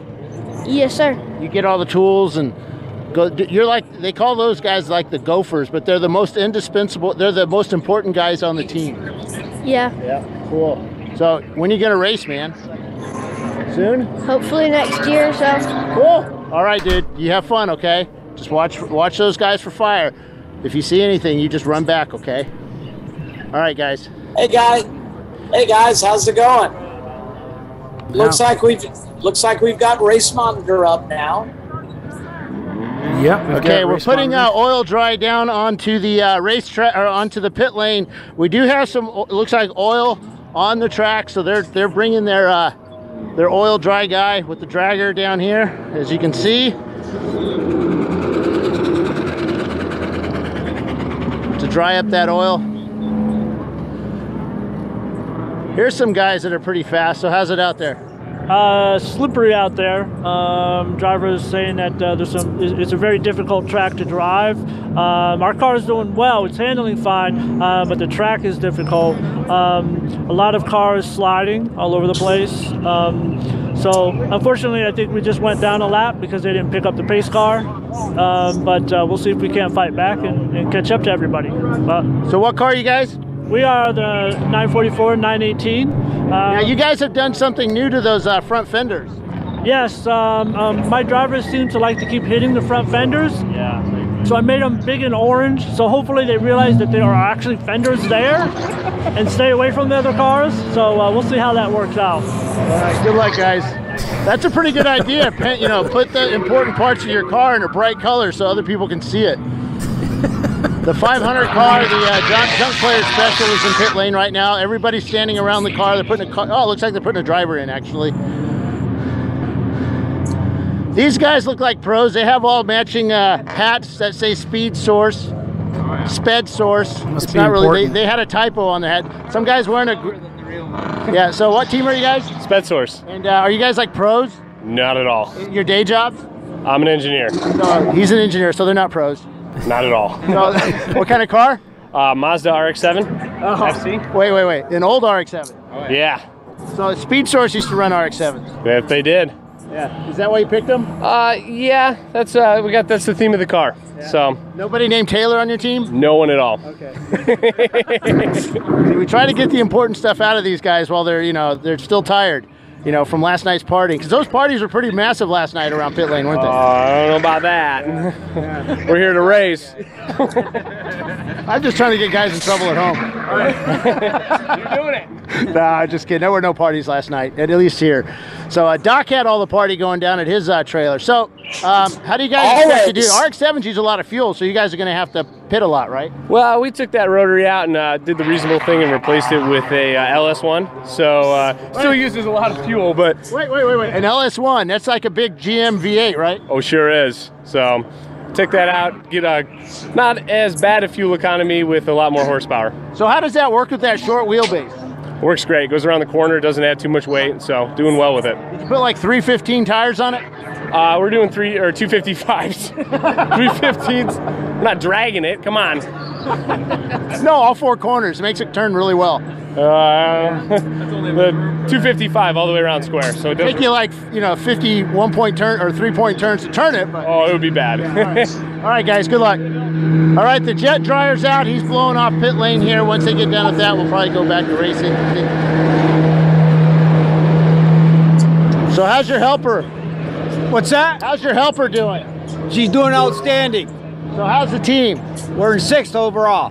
That's NLS Racing. That's a 240 Racing. That's a 240 SX. Oh, we're back to green. Back to green with the 18 car lead. We just took off.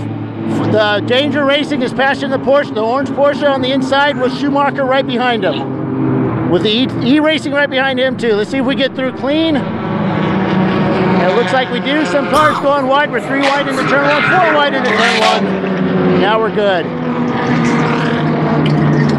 There's some fast cars out there, gentlemen. Some guys pussyfooting around turn 1 as they come down turn 2. Or turn 1, there's the 108 car, late braking. Okay. Yeah, they look good out there. Everybody's behaving themselves. Cold tires. So you having fun? Yeah. You like racing? Yeah. It's pretty loud, isn't it? Yeah. So what happened to your front teeth? Tooth Fairy come and get them? Yeah. Yeah, that's cool. Because then the big teeth come in. Mm-hmm. Yeah. All right, you have fun, okay? One of our young race fans down here. She's a cutie. I asked her where her front teeth went. She got really kind of embarrassed. Didn't mean to do that. You still got the touch, Bill. See, way to go, I'll Bill. go over the wall Way for to the go. MR2 guys. Huh? Hey, so how's the car? The car seems fine. Apparently we have a little braking vibration, but other than that, runs strong. So it's an MR2. It should vibrate. If it's not, you got some issues. Okay, that's good to know.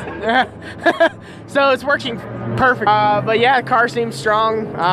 You know, we just have a fresh engine and stuff like that, so hopefully it'll not break this time. Last time we came here, we blew an engine. So what engine is it? It's a 3MZ. Okay, so I was wondering. So he has the same engines as us, so it should be a pretty quick car here. Yeah, it seems to be fine. So I haven't driven yet, so we'll see what I think once I get in it. But all right, man. Yeah. Good luck.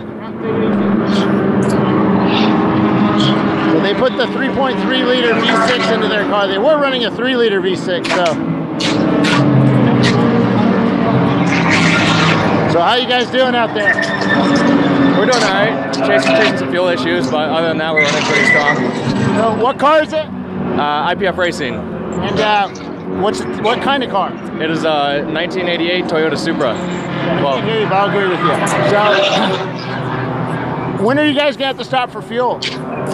We'll stop it around the 2-hour mark. All right, guys. Good luck out there. It's kind of hard to hear right here. Sorry, I can't monitor with this phone. So it's all right, Bill. Let's see who else is down here. Got all kinds of teams. People dressed up as rock stars. Lots of pro drivers. We do have some pro drivers. We actually have a Discovery Channel Saturday morning show that's actually filming down here this weekend. One of their drivers is the host of the show, and we'll talk to them later once we find out where they're at. Everybody looks very different in their race suits, so it's difficult to find them. All right, so RBA Graphics and Wraps just overtaken the lead here from Crash Management from their Dodge Stratus. Danger Racing Group in third. Squirting Corona's in there. Mercedes-Benz in fourth. And Bad Brains Danger might be in fifth. first. Danger might have swapped first with Schumacher behind him. First place. All right. So Race Monitor a little bit behind. They just turned their fastest lap time too at 1:48.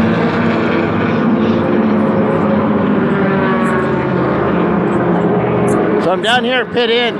This is probably, when I was racing here, this is probably the best turn on the track. You're tight, you're 2 or 3 cars wide coming around NASCAR 4. You come out and go into the tri-oval and the track just opens up. And at nighttime it is the coolest scene because all you can think of is, oh my gosh, I see my favorite, drivers in NASCAR at nighttime running here like this, where there's dark, dark, dark, and then boom, it opens up to a completely lit stadium with millions of fans. And the way they color the seats makes it look like there's a million fans out there when you're at speed. Uh-oh, here comes a car into pit.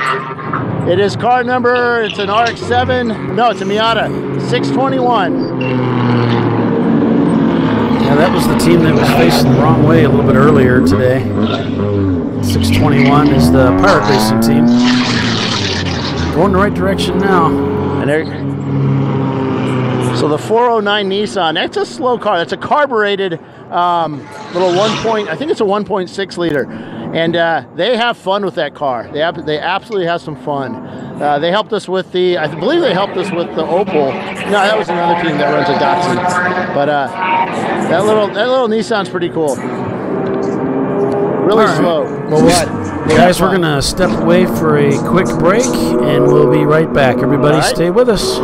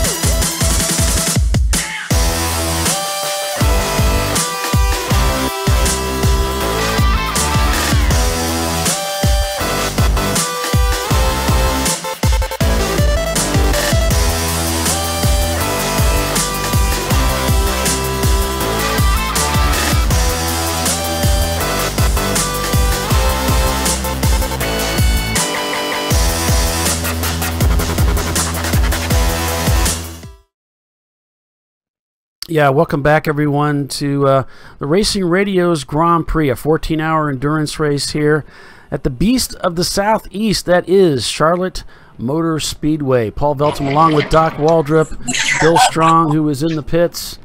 And we're just getting started here, 12 hours, 45 minutes remaining in this 14-hour contest this weekend.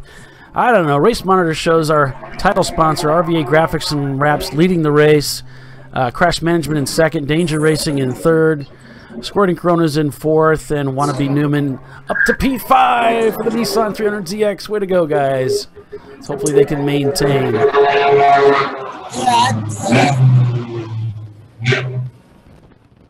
So if anybody cares to debate that, you're welcome to take the floor.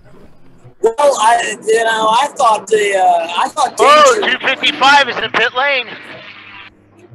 I thought Danger Racing had just assumed the lead, but I could be wrong. Now I've been wrong before. Bill's upset because the Leviathan Motorsports are in the pits already. This would be an unscheduled pit stop along with the 252 car. That is the Toyota Supra that was leading this race earlier. I don't see a driver in the car. 773, front left tire flat. He's coming into pit lane. That's the Racing for Heroes Camaro, D-Class. Yeah, Racing for Heroes. They've got two cars out here this weekend, an Acura Legend and this Chevy Camaro. So, early problems for those guys. Good. It's good if you're going to have problems like that, you get it out of the way now. And then you can get back out there because there's plenty of time left in the day to make up some ground. Whoa! My car just got way wide in turn one. I don't know if he hit those tires or not. Now, it looks like he made it through, but something happened there. May have to do some laundry. In turn 434 pit lane. 434 pit lane. The Supra came in, and the IPF Racing, they came in, and they're fueling up now. So we knew that car was going to use a lot of fuel. So it is using a lot of fuel. Yes, it is. Put a new driver in.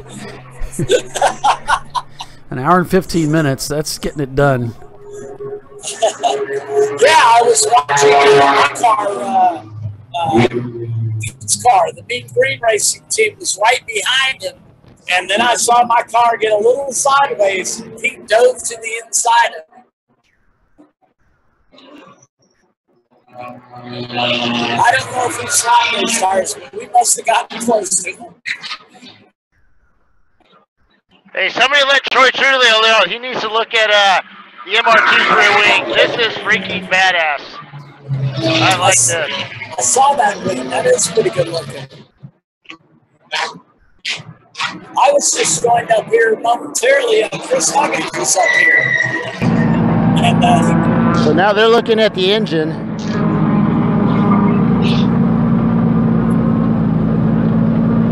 Well, that car's changed a lot.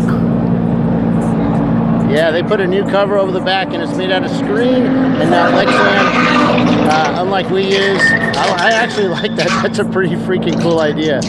Aerodynamically is probably pretty darn good. But the wing is what's most impressive for me. I really like that. Makes the car nice and sharp, and the air come right off the edges really nicely. And I would use a little more wing on the back, but it looks good.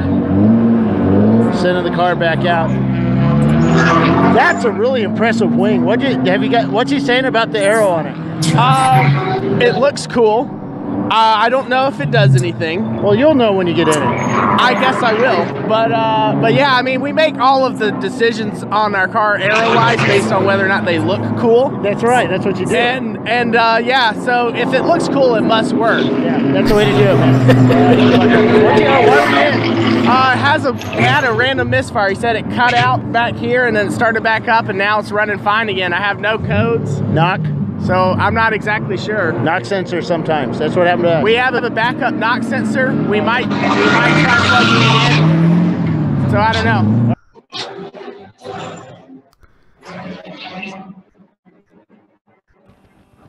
All right, so back on board with Mean Green Racing. Get the number on it. And their Honda Civic.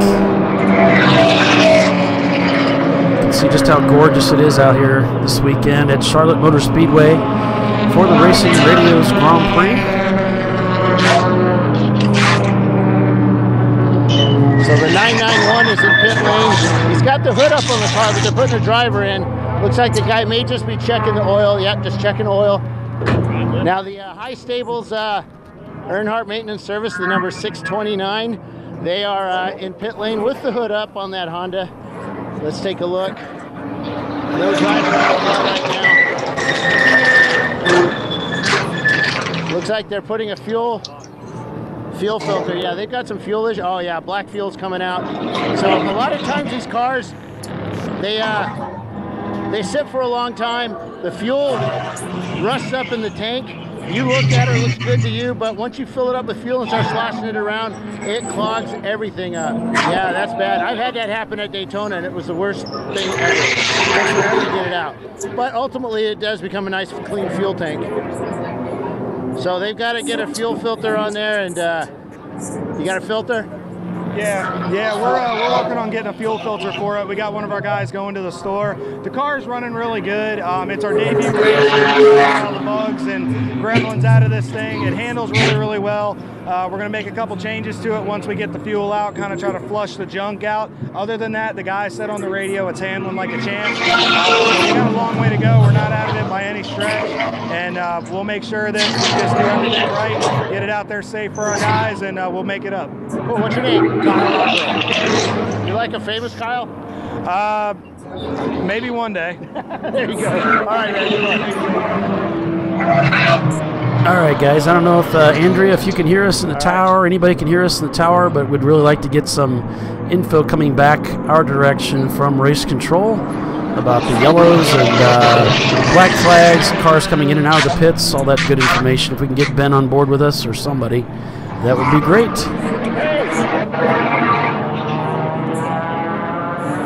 You got a lot of fuel coming out the back. Hey, we got fuel coming. Hey!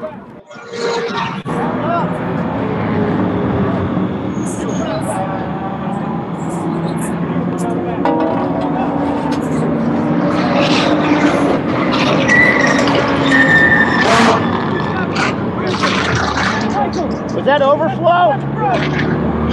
Set the left front, too far. Yeah, so we got fuel that was flowing out from their overflow onto the ground here. So we didn't want them starting it up and starting a fire. So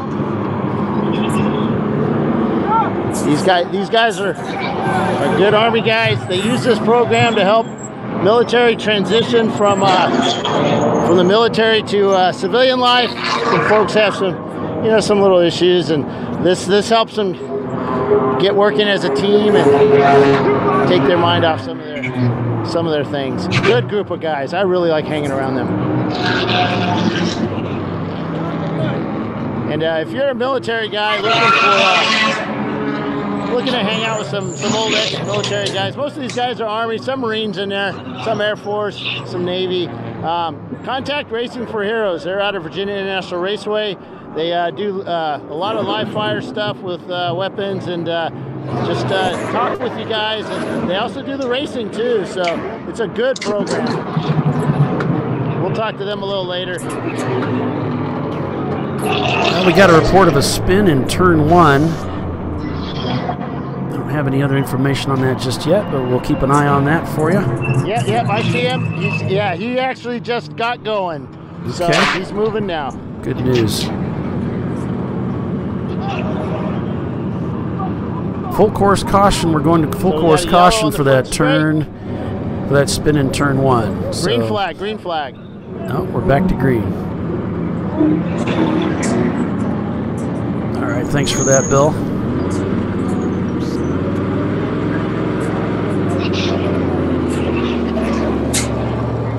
Yeah, the Racing for Heroes team, they also brought a Honda out here this weekend, so they've got 2 cars they're campaigning. We'll talk to them here in just a second once they get their fuel cleaned up. All right, Bill. Should go pretty quick. Cool.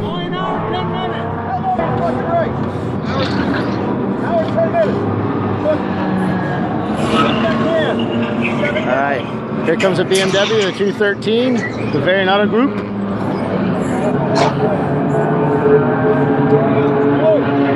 We're still working on that Honda down there. This one.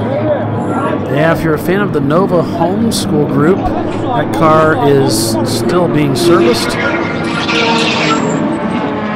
They brought the car in for a radiator change, and still doing some work on that car. It's a shakedown race for them, no doubt. This is their first time racing, so go ahead, Bill. So how you doing out there? We're having little issues with the cars. Just had a left front go down. The other car's got an electronical issue. We're working through it. That's why it's endurance racing. Tell us a little about Racing for Heroes. Racing for Heroes is a non-profit. It does racing with veterans, disabled veterans. We're a 501c3. 100% of the proceeds we donate to us go back into the veterans. We focus mainly on traumatic brain injury, TBI, PTSD. Guys don't get the correlation, but with driving, a lot of senses flow, makes the brain work, the adrenaline lets you bind those blockers. It's actually a healing for traumatic brain injury. You guys do more than racing, you do other programs too, right?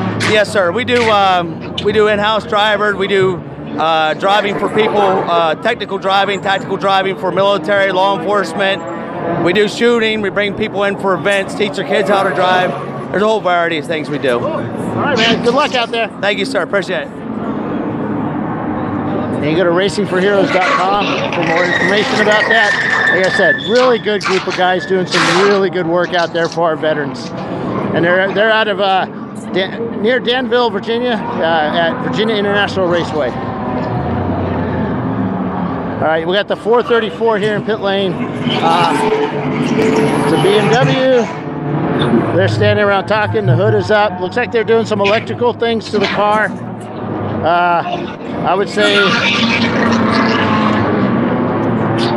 yeah, they're using some taps. I don't know. We'll let them do their work. Might be lighting.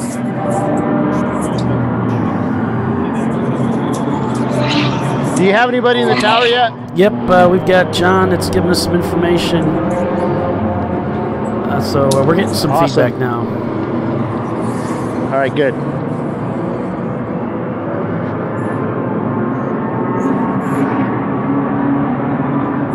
So we just got back to green. We had a car that got loose in turn 1. They quickly went to yellow, but they're back to green. We got Damson racing up front now. Just turned their fastest lap time at 146.275. We've got RVA Graphics and Wraps leading a little bit earlier now in P2. Simon Says up to P3 now. And that very strong Acura Integra crash go down to the homeschool kids. Ah, cool. Thanks, Bill. Yeah, the homeschool kids are back in the paddock. Yeah, they're back in the paddock. I'm going to go take a look and see if they need any help.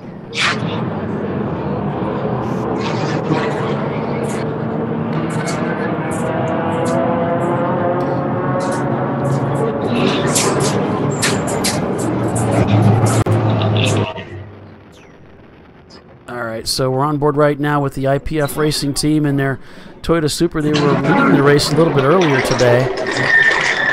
But as I was saying, Crash Management in P5, Danger Racing in P6, Three Brothers Racing in P7, NLS Racing in that V6 240SX just dropped to 9th. Wannabe Newman in P10th. We're seeing a lot of fastest lap times turned as teams are now getting acclimated with this road course. And whoa! Whoa, whoa, whoa, whoa! Mazda way locked up into the tire barriers in turn 1. Way locked up. They were full wide coming down the main straightaway, and he locked them up big time. Went into the tire walls. We are under yellow. All right, Doc, thanks for that. Anything else you see there? I couldn't catch the number. I was too busy watching him slide. Just one car? Yes, just one car. He split 3 other cars, locked up. Everybody was very aware. He is backing out of the tire barriers now, but we are on yellow. I don't know if it's just local yellow. I'm getting a, John just gave me a full course caution alert. He's backed out. He's underway. Doesn't look like too much damage. He went straight into the tire wall. So what they're probably going to do is throw this caution and put that group of tires back in place.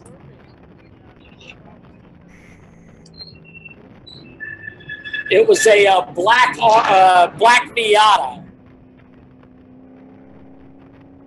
All right, thanks for that. I'm just typing a message out to John here real quick. Man, I mean, he had smoke boiling off of those tires trying to get that car wound down. E-Racing is pitted right now.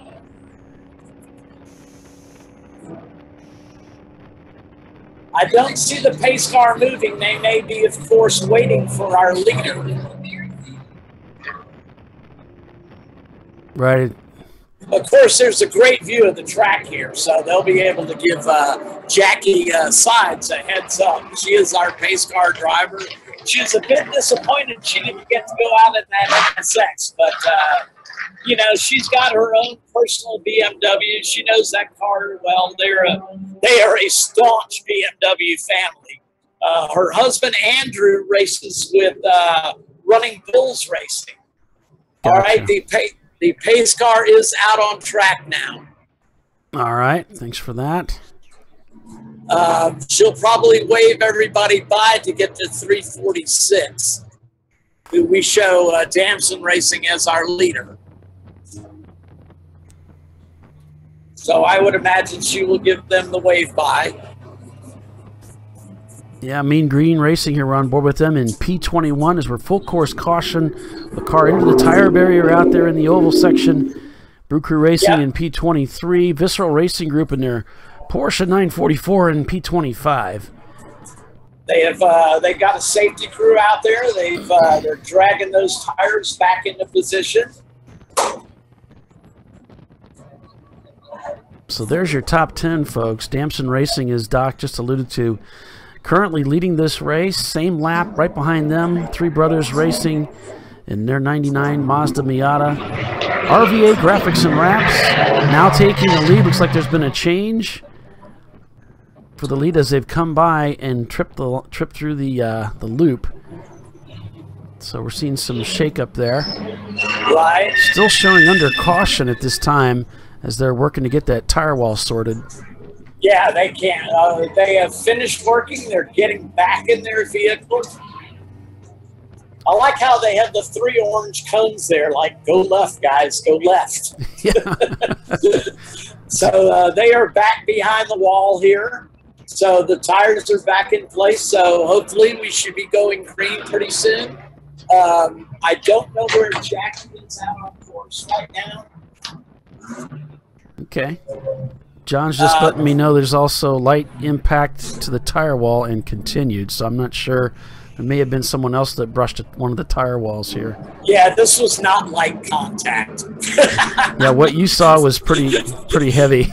Yeah, he pitched him a good, I'm going to guess 8 feet or so, and it's, of course, a bundle of tires.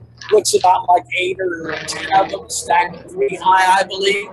So those guys they were struggling to put it back in place, but a little brute manpower got them back in there. But yeah, I was watching because my car was right in the middle of that. He was passing on the outside when that Mazda shot through there. I mean, he was hauling butt. And I think he suddenly realized, I'm not going to make it. So he got on those brakes hard, shot in between 2 cars. And luckily everybody saw him with that smoke billowing off the tires and gave him enough room to get through to hit the tires safely. if there's such thing as getting tires safely. Well, you know, Doc, one of the things that I'm kind of glad to see is that there seems to be a lot of obeying of the bus stop down there. Yeah, I can't quite see that. They've stuffed Victory Lane over there, so it's blocking my view. We are back to green. We're on board with Mean Green Racing in that really sweet-looking Honda Civic. You see they're heading down into turn 1. Aggressive down there. Of course, the tires are a little bit cold now because they've been under yellow for a little while.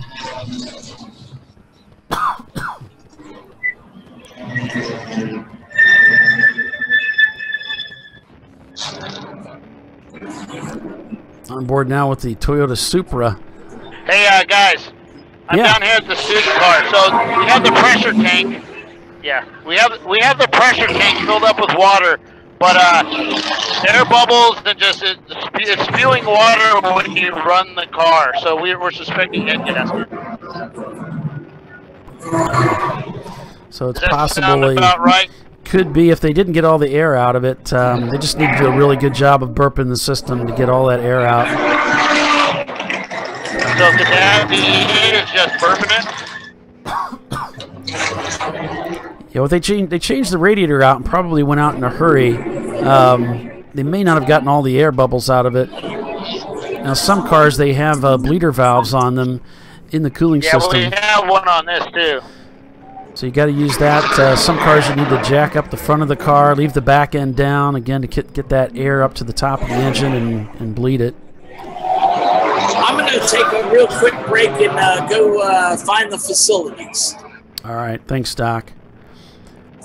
So 12 hours, 23 minutes remain in this contest. We're just getting started, folks. Stay with us.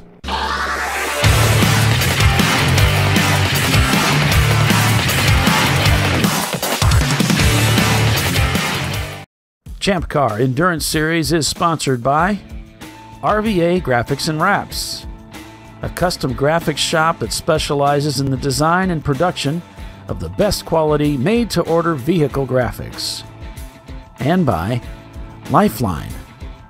Lifeline uses the latest technology in motorsport fire suppression and extinguishing and is the leader of in-car fire safety systems using Novec and Triple F foam. And Willwood Disc Brakes. Willwood Engineering is a global leader and manufacturer of high-performance, original equipment disc brake solutions. And Cool Shirt Systems. Cool Shirt's personal cooling systems, vests, and garments offer comfort, safety, mobility, and durability when performance matters. And Maxxis Tires. Maxxis Tires International is committed to delivering high-performance, affordable tires to the world. And Frozen Rotors. Are you guys online? Premium cryogenically treated brake pads and brake rotors by Diversified Cryogenics. And OMP Sport, one of the world's leading manufacturers of safety equipment and tuning accessories.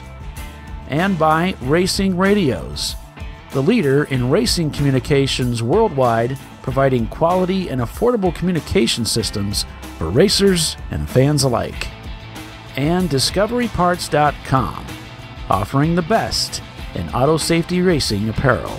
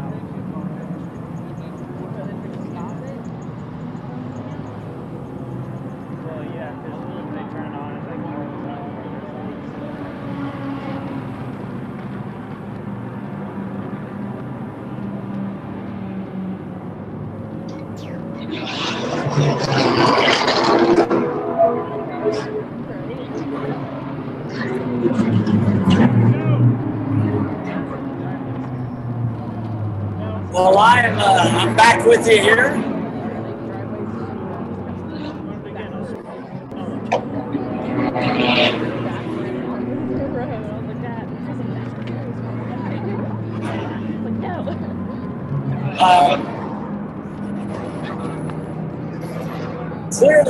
Clearly nobody read my contract. I was supposed to have a private bathroom right near my position. That didn't happen.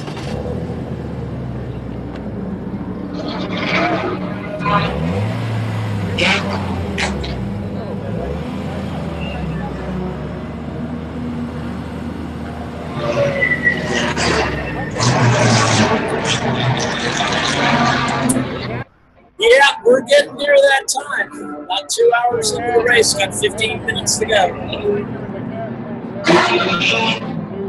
I see my crew getting ready.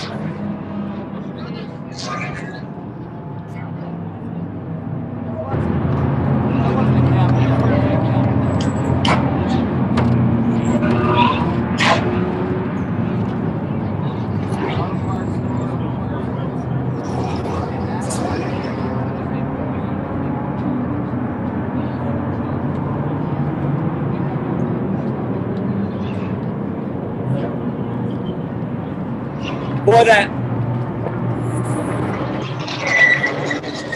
500 Mustang just came by, the rust-colored one. I'm telling you, he shakes these stands up here.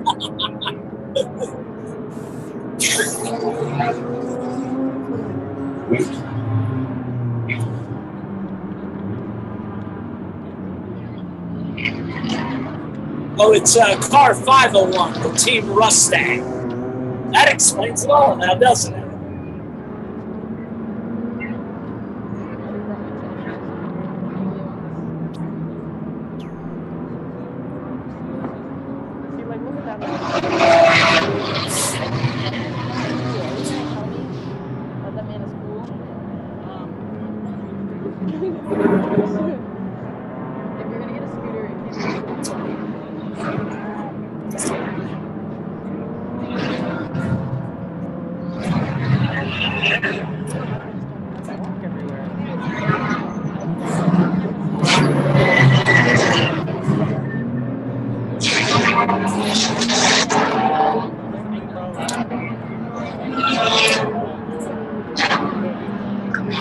That's going to be crazy.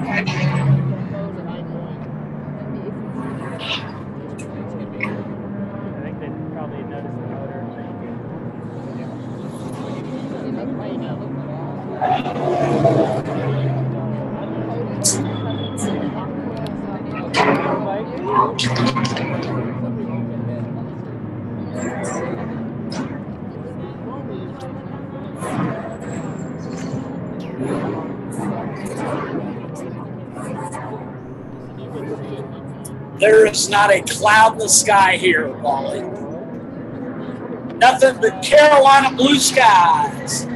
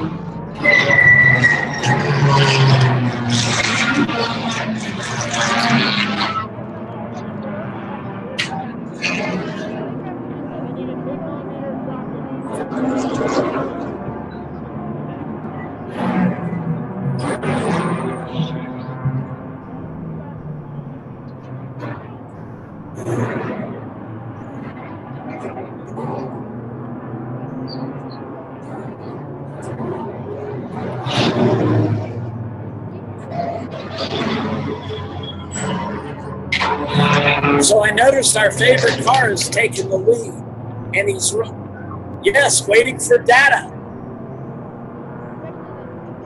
Yes, they're killing it. They're crushing the field.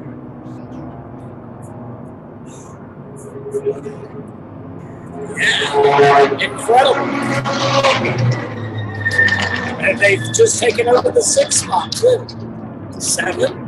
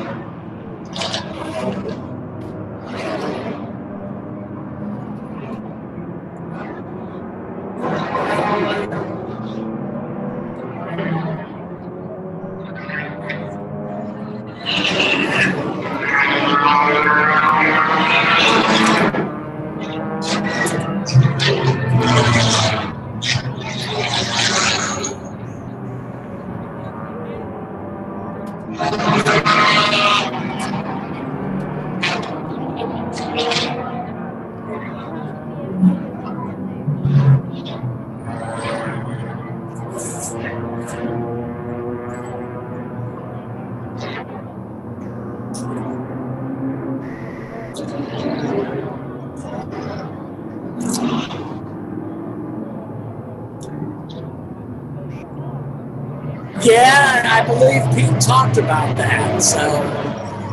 Oh.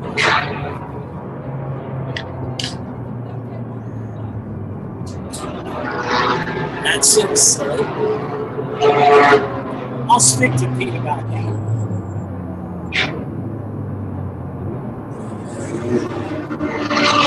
Right.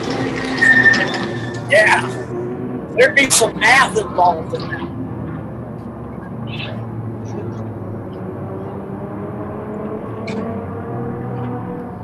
Well, you know, that's why they say measure twice, cut once. Yeah.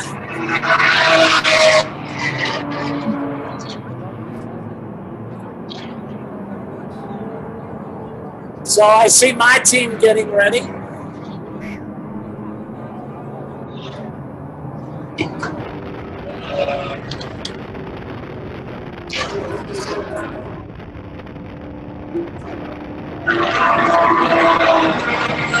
I gotta go speak to my team real quick.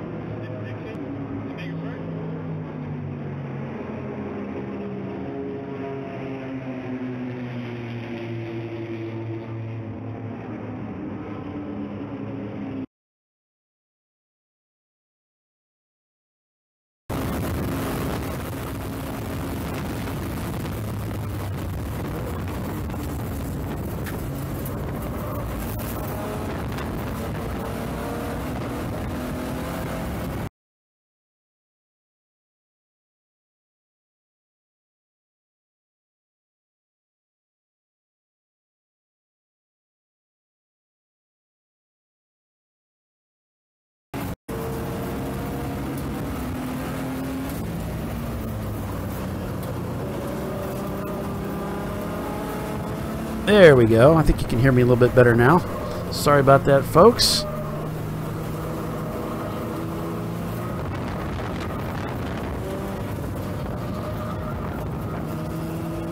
So we have been green for some time now.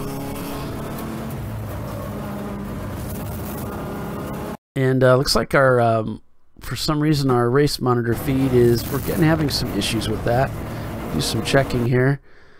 Yeah, it looks like for some reason that's down again, so maybe we can communicate. Anybody in the tower that can help us out with that, double check that relay, make sure that's working properly. But we currently are without timing and scoring information again. RBA Graphics and Wraps, though, one of the teams that was leading this race a little bit earlier. Also, IPF was reading this radio as well. Thanks, Clark. Yeah, it's a funny thing, you know, if I turn on my microphone, then people can hear me. I don't know. I don't know how that works. So I'm back with us. Thanks. I decided to turn on my microphone too, which I turned off about 20 minutes ago, so now people can hear me. Oh, I was hearing it. Well, that's because we're on the bridge. It's a little bit. Oh, gotcha. Yeah. It's complicated. Whoa! 3 wide into turn 1. There they are. Yeah, we're still waiting for race monitor to come up, but looks like they tried to reset it, and from the tower, for some reason, we're still not getting anything. We're getting lap times, we just don't have any team information. So, there's something going on there. That's not important, is it? Yeah, it looks like our fastest lap time of the day is going to be around that 147 right now.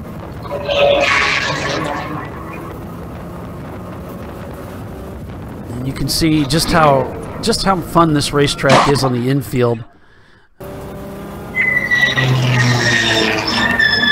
Using all the curbing. So taking a look at our track map, you can get a bit of an idea, but the track map that we have actually doesn't show. You can get an idea here. You can see the track map is missing a section here. Yeah, right there. Yeah. We're running this part. We're not making the straight shot. But we do have the bus stop down here, the little chicane that's been added. Getting a message, we're going to full course caution from John in the tower. Thanks for that, John.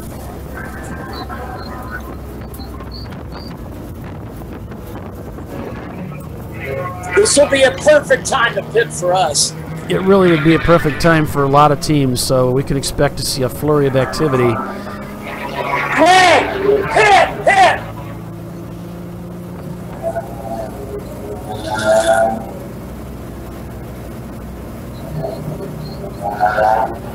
Doc calling out to his team to hit the pits.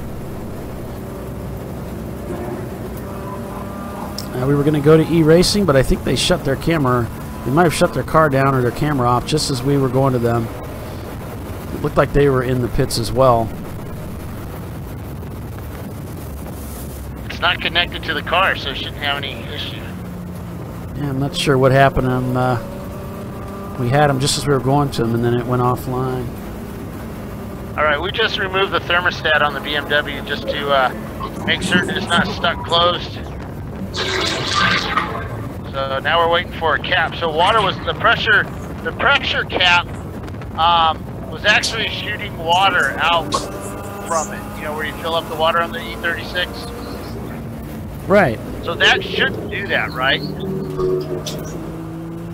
Sorry, I was That's typing something. The BMWs, there shouldn't. So when I start the car up, it's like this water shooting flowing out like it is, like it needs to be burped. But we pretty much burped it, I'm pretty certain. The only other thing I can think of is that it has a bad head gasket. Something bad happened.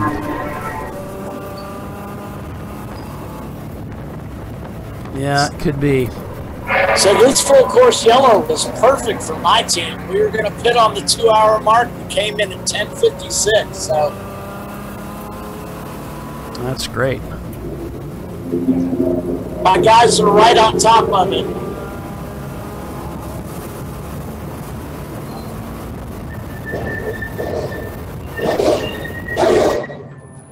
So it looks like we had an incident on the back straight at the chicane, which brought out a full course caution. The leader is still Simon Says in the number 63 car, but he is on pit road. There's the accident, the melee there that took place at the bus stop. They have a flatbed out there to pick up the car and get it off the track, so perfect time for us to take a quick break, and when we come back we'll have an opportunity for someone to win $200 in racer credits to a confirmed new team. So stay with us, you're going to want to be here for that.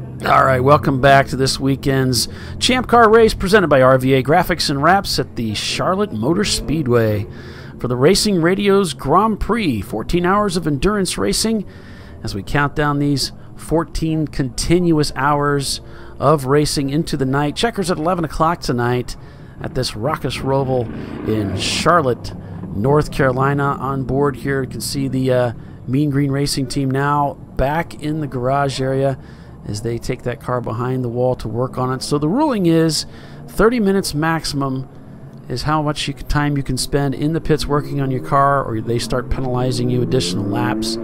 They've brought the car behind the wall and parked it for now. Looks like they're having some issues with their car. They're going to work on that. Another car that was leading a little bit earlier today, it was IPF Racing in their Toyota Supra. They are back in the pits working on that car. They've been in the pits a few times. And I believe I heard that the driver may have said that he was having a concern about the car misfiring. So it looks like I'm getting a message from the tower that since the leader pitted and we're under full course caution, they had to pick up the next car that was out on track at that time. So that's the way it goes sometimes. So they're going to pick up that car for the full course caution and bring them around. The Nova homeschoolers, if you're following them, they're in the pits right there in the paddock area right now working on that car. They've had some overheat issues, apparently, or at least air in the cooling system after they did a cooling system or a radiator change. So they're having a little bit of issues with the cooling system. And the idea right now, we're going to take the thermostat out, put the water back in the system, and hopefully be able to get back out on track with that car and start we put a again. new thermostat in, and we put a new cap on from one of the teams that crashed out earlier. So they loaned us their cap, and the cap isn't leaking anymore. So that might have been the issue. Okay. So we bled it. We're gonna suit Vince back up, and they're gonna send him back out as the test driver, and we'll see what happens. All right. So it looks like both Tuttle machines are currently in the pits right now. The 108 is in the pits. The 107 looks like it's behind the wall. So we're live here at Charlotte Motor Speedway. I'm seeing we may be under a red flag condition. I'm seeing one of the cars stranded on the racetrack right now. So we'll take a look at that. Tuck that in. You're starting to look like me now in a race suit. Blueberry boy. Looks like the car that was involved in the incident on the backstretch was unfortunately Visceral Racing Group in their Porsche 944, a veteran team, very quick team. What? So this is as a team guy, I'd be yelling, "Suit, you got your suit on, get in the car." We are not under red flag, but there is a car stranded in the back on the apron. So they'll have to go back there and pick them up. This was one of our in-car cameras we were watching a little bit earlier.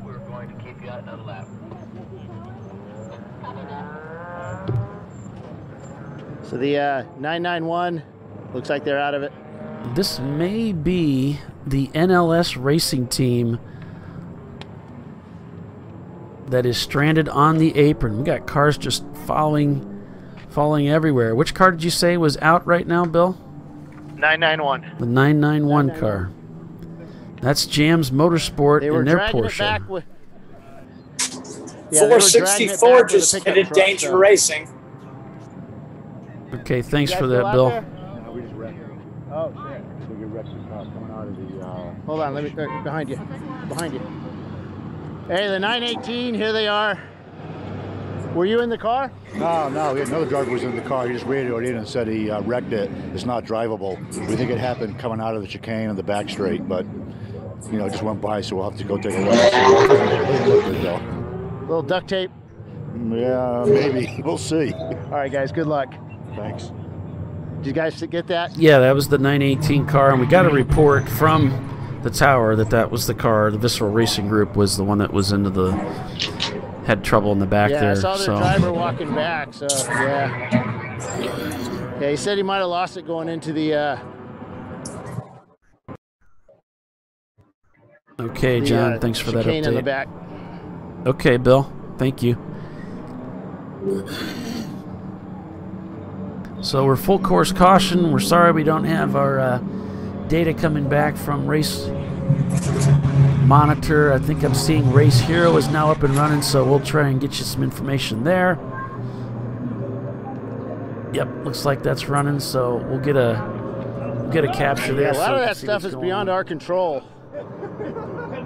It's a lot of things are beyond our control, Bill. You're not getting it, and they're not getting it. They're not getting it on pit lane. There's much we don't get. That's true.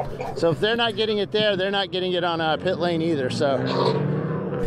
353. They're putting fuel in their car. As a guy flips fuel all over his fire guy. Visor, there he goes.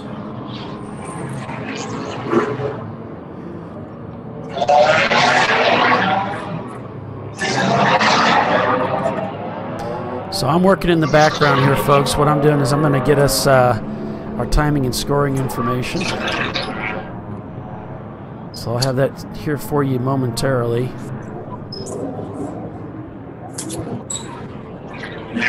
Yeah, if you could run down the top 15, that'd be great for me, Paulie. Absolutely, we're going to have that here in just a moment. By car number, please. We're going to have it up on the screen as well. So we can't do by color? I think color would be awesome. Color coded? No! Stop it. Car color. You always mess with docs. Don't listen to Bill. Don't listen to Bill. Don't listen to Bill. I hear that a lot. Why do I hear that so often? I feel like a Bill. All right. There you go. So in the meantime, guys, as we get the track cleared up, here's our current running order as things, unofficially, by the way, from racehero.io. So you can follow along your favorite team at racehero.io. Just click on the Champ Car 14-hour Enduro as they have it listed there, and you'll be able to see the same information that we have. It's RVA Graphics and Wraps leading with NLS behind them. Both car number. Both show not circulating at this time. So car number 111, RVA Graphics and Wraps. Then it's 977, NLS Racing. Then it's 63, Simon Says Racing. Looks to be back out on track now. Then it's car number 37, Separate Checkbook Racing in P4. Down to P5, and of course this is overall, by the way. It's 464, Danger Racing Group in their Lexus SC300. And then Tuttle Motorsports, the number 108 car, in P6. In P7, it's the 346 Damson Racing. In P8, Wannabe Newman in the 27 car. In P9, the number 18 Crash Management in their 01 Dodge Stratus. P10, it's 189 Schumacher Taxi. In P10, the number 210 Bad Brains Racing in their BMW 325i. That car's red, by the way. In P12, it's the 476 car that's probably in the pits right now. That's Full Throttle. In P13, also apparently in the pits, the number 353 Three Brothers Racing. Down to P14. All right, the kids just went out with their car, so. That's good to hear. Well, down to P14, it's the number 531 Munich Speed and Amp Engineering. And finally, in P15, it's the number 61 Rascal Racing in their Honda Civic. Thank you, Paulie. You're welcome. There's your top 15. We're under full course caution, looking at it by groups, looking at Class A, sponsored by DiscoveryParts.com. It's Full Throttle, then Three Brothers, and we're back to green now as we look at Munich Speed currently in P3. The B Class, Simon Says, NLS, and Barely Racing. C Class, RVA Graphics. Still yellow, still yellow. Okay. Danger Racing and Damson Racing. We scroll down to D Class. It's Hillbilly Racing, Team Mustang, and Racing for Heroes. In EC, Green it's... is in hand, green is in hand. Okay, Bill, we got you. I'm going through the rundown here. In EC, it's Separate Checkbook, then Tuttle Motorsports, and Rascal Racing. And I don't think that's accurate down there at the bottom. So there's our current rundown, folks, and our overall. Yeah, I'm down here in the pits with Tuttle. All right, Bill. They keep waving the green here in front of me. Fastest lap time so far, 1:46.1. Yes, we are back to green. Okay, I'm going to go to Bill's camera here as he's down in the pits with one of the Tuttle Green machines. on the front straightaway. All right, we're with you, Bill. Go ahead. Hey, Brian, so how's the race going for you guys? Well, the one car, the EC car, is doing really, really well. It's handling well. All the engine measurements are perfect. Oil, water, temperature, everything's good. We're currently in 4th. Just did a pit stop. Did fuel, only took 15 gallons of fuel, which is weird. It should have taken more. Actually, since you have a 12-gallon tank? Yeah. I'm kidding, man. I know.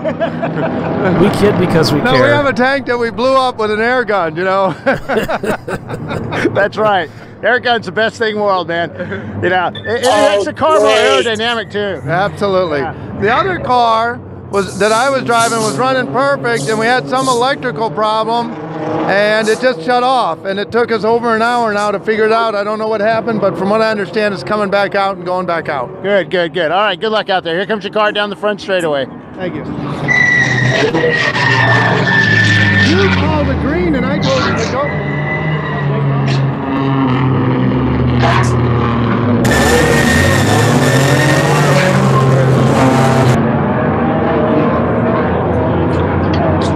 Here's the 501 Mustang.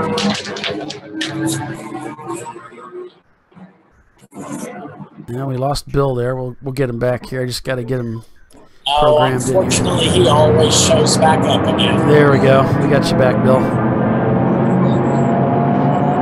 All right, so the 501 Mustang, it's not as beat up as the one that we had finished backwards in California a couple of weeks ago, but this is a nice little kind of rusty Mustang. It's multicolors, but it's pretty cool. They're fueling their car. That is cool.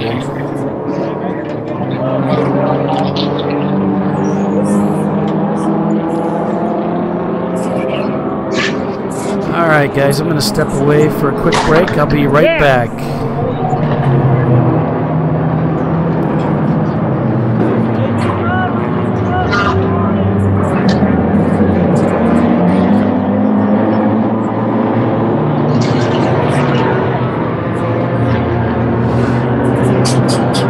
Hey, are we at commercial? No, you're live, Bill. Oh, okay.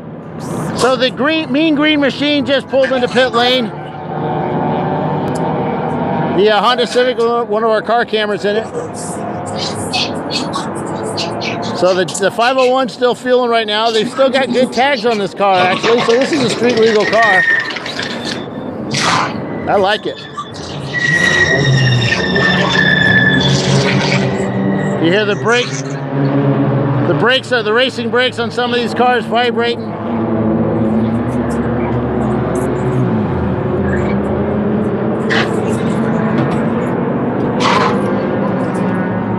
So hopefully our homeschool kids are out there and the car's working fine. We removed the thermostat just to make sure that wasn't a blockage in the system. Once we did that, it seemed a little easier to bleed, and but we'll see. Hopefully it worked.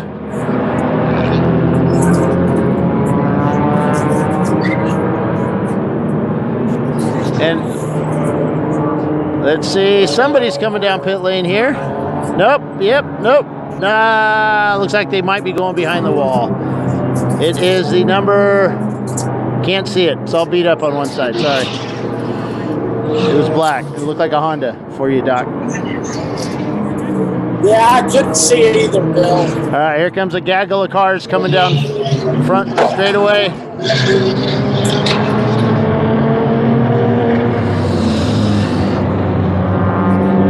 Folks behaving, being patient as they go into turn 1, the 383 car. Just waiting for the cars to go around them. There goes our leaders. 63, 111, and the 189 car. With the Brew Crew racing right behind them. I've got 63, Simon Says Racing, just to the lead.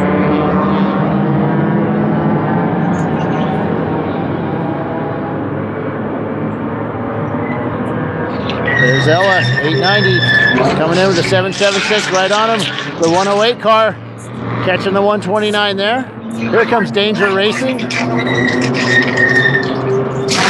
They're not entering that turn as fast as they were earlier this morning, so they must have a different driver in it now.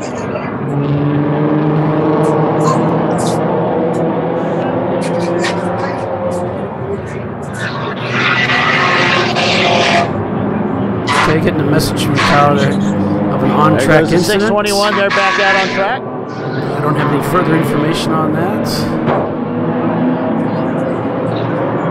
All right, so quick break, guys. We'll be right back. Stay with us.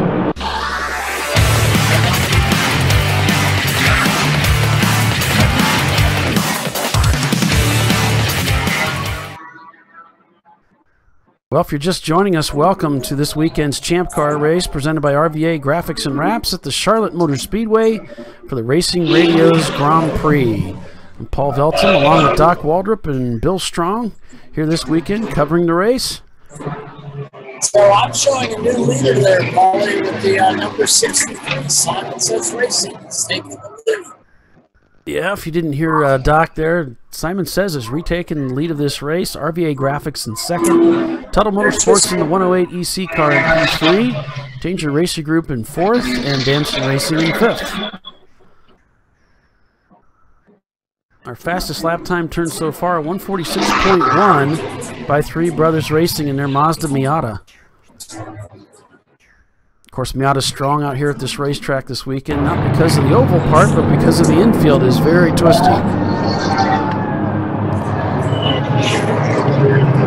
The 363 car, that rolling wheel block racing was very, very slow on the front straight, so that currently is a very accurately named team. All right, thanks for that. You can see just how beautiful it is out here this weekend with the weather heading up to a high of just 72 degrees, not a cloud in the sky. Okay, the 107 Tuttle car just released out of the paddock. Okay, the 107 Tuttle car just released out of the paddock. It's All the right, 107 car.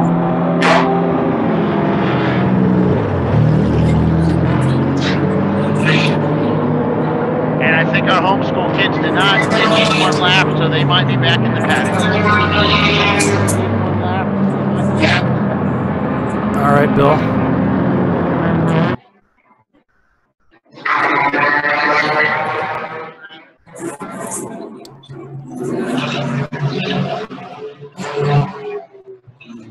Yeah, it looks like the hood's back up and they're in the paddock again.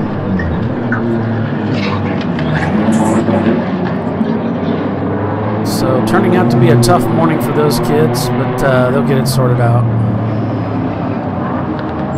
Well, you know, this is the way racing is. It doesn't go your way all the time, and that's Yeah, not a problem. It just happens. I mean, look at Doc, look at myself, and look at you, Paulie. It's, you know, we're well-prepared teams, and as they say, stuff happens. Yeah, and especially with new builds, you know, you go over everything, you think it's all right, but you don't have new components everywhere. It's not like you're rolling the car off the factory floor. So you go over everything as best you can. You try and prepare for the race. But, and things happen, like Bill said. Yeah, they really do. I mean, you think about it, even a team that has, you know, even an F1 team that has all the money you can imagine putting into the effort, they have mechanical issues, and sometimes it's administrative issues. They make mistakes in the pits. And, you know, green machine back out on track, 679 car. Yep. So it can happen to anybody, and unfortunately that's part of the sport. The key is, how do you manage it? Are you prepared to deal with it, and is your leadership capable of giving the kind of direction necessary in those moments? And you track your failures. You see if the same parts are failing over and over again. You know, what system affects what system. And that's one of the difficult things we found on the E30s. When we couldn't figure out if we were having fuel problems or electrical problems, you know. So. Yeah, that's a really good point, Doc. I appreciate that wisdom there about, you know, when those moments come to keep track of everything that's happening, go back, you know, write your logs so that you can revisit that and be accurate in your assessment so that you can truly put things in place to keep them from happening again if it's possible. So the 111, the RVA graphics machine is maintaining about the same gap behind the Simon Says Racing team. So it's a long race. So there's no, you know, that's one of the things I stress to my guys is take care of the car. You know, it's a long race. Our green super is back here as well. He just pulled in 152. Okay. Hold on, I can't see the number. Yeah, 252. They just brought it in. Let's find out what's up. All right, Bill. Because you got too big an engine? No, we're not sure. All right, man, get it fixed. Yeah, we're trying to fix it. Yeah.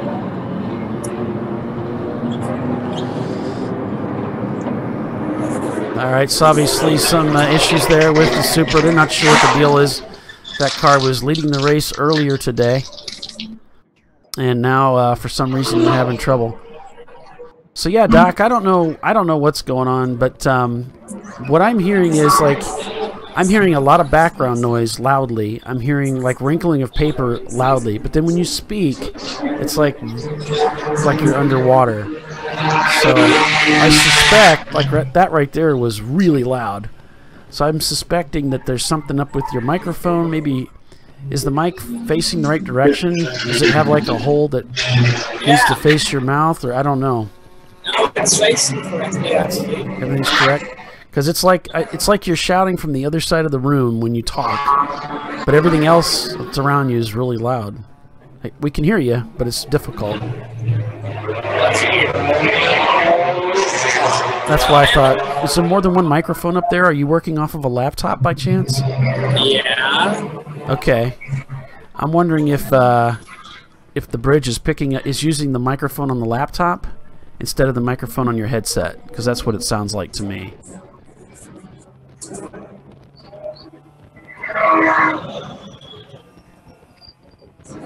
We're going to full course caution according to John in the tower. As soon as we get more information on the cause of that, we'll certainly let you know.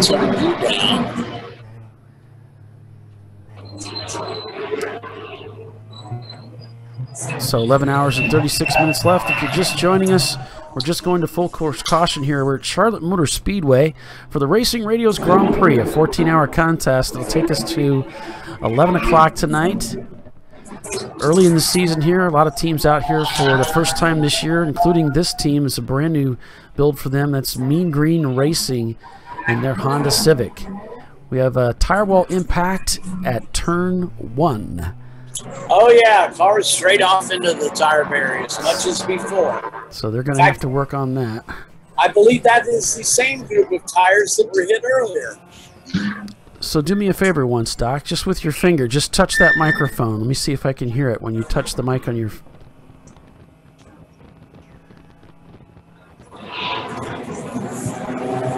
Yeah, I'm not hearing anything when you do that. So I don't think it's using that microphone. So this would be in the bridge settings. There should be a drop-down box in audio that allows you to pick which microphone that it's selecting, that it's working off of. So how do I expand that? It's down by my mute button down there. Yeah, if you don't have a drop-down arrow there, and I suspect that you probably don't, if you go over to where it says more on the far right, you want Hang on a second. Hang on, wait. Okay. Hang on, let's see. Simon says, still showing in the lead of this race as we're under yellow. Contact in turn 1. There you can see there's a EV there. Looks like the ambulance is there as well. Make sure everything is all right. And you're welcome, Steven. We appreciate you watching on Facebook Live. And our friends watching us, the majority over on our YouTube channel, which is ChampCar.live, which you can watch in 1080 uninterrupted. Facebook has a 240-minute limit on how long you can run a stream and let it be recorded to their channel.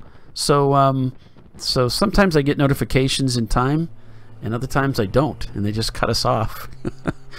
So we just have to reestablish that stream every once in a while. But the YouTube channel, if you go to ChampCar.live, you can watch there, and there's no limit. So you can watch that the whole time.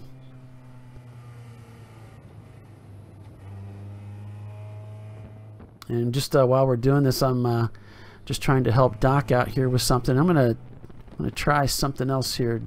Doc, let me see if this helps us at all. I don't know if you can see that share over there or not. I've changed the shared screen. Can you see this? Can you see where I'm at? On the control bar up here.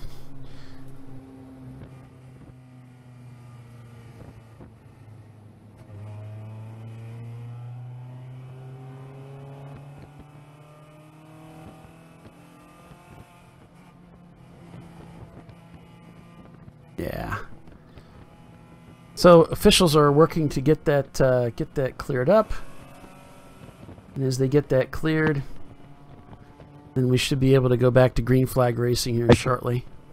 All right, Paulie, is my mic any better? 1,000% better. Is that all? Yeah. All right. So, are you still picking up the computer? No, what I'm hearing sounds like your mic now. All right. I don't know what happened, but of course we know that. All right, let me try switching the share back here so you can join me here, see what's going on. I hear you great. Okay, now you should be able to see the screen well. Yeah, yeah. Cool. I always have issues, you know that. I know it, brother. But it sounds now you're not having to yell across the room since you can be heard. Right. So how's your team doing out there, man? How are they doing? We're doing great. That caution flag fell at the perfect time for us. Trying to find us on the screen here. Okay. Well, as we look at the top 18 here, you can see through racehero.io. We're in 19th place. There they are, 19th spot. They've moved up 27 positions to put themselves in P19. Not bad at all. I'm 3 laps down to the leader, but I mean, we knew that. We're going for a finish. Yeah, you're pretty solidly in there, man. This is great. You're you're inside the top 20 in front of No Panic Racing in their Audi A4. I'm going in next too, so. Okay. Cool. So I'll probably be what time is it now? It's 11:30. I go in at 1. So about 12 o'clock in about a half an hour, I'm going to leave us. I'm not one of those guys that can just jump in a car. No. You need to get down there. Yeah. Well, and I'm not suited up yet or anything. So they are towing this car out of the barriers, and I am going to add a pair of binoculars to my kit. That is the number 235. Keep that tow lines taut. Good grief, people. My gosh. He may not have any brakes at all. We don't know. Well, that's true. He did kind of go into the tire barriers now, didn't he? So that is the number 835. That's the Virginia Tech team, isn't it? He's got Hokies written. Yeah, I think they went to Tech. They're not actually a Tech team. Okay. So that is the Hokey Pokies, the 2000 Ford Mustang. Yep. So they pretty much have like their football season, right? Oh, ouch, Bill. Why'd you have to say that? What? Sorry, there's still a little bit of UVA in me. Well, if you're an NLS racing team, they are behind the wall right now. There's not a driver in the car. It doesn't look good. It looks like they're looking at the front of the car. Like they may have had some contact. We don't know for sure. But, yeah, that was one of the teams we kind of had our eye on because they've got that. They did so well at VIR with that V6 engine. Yeah, I'm going to be offline for a minute. Looks like they might be retiring that car for the day. There's no crew around the car working on it. So, and let's see, who else have we got here? E-Racing's up into P25 right now, if you're an E-Racing fan. And who isn't? We started the field with about 50 cars from the 55 that made the entry. Not everybody rolled out of the pits. Fastest lap time so far, Three Brothers Racing with that 146. Sent you a picture of that car, Paulie. The 835 that went into the wall. I can't remember. Can you pull those up off of Messenger? Yeah. Hey, very little front end damage. Just the the same front ends you see on the side of every freeway. Yeah, it's just a bumper cover. Yeah. All right, I'm going to do my little top 15 rundown. All right. And there's a terrible capture attempt of that car. Just kind of get the idea.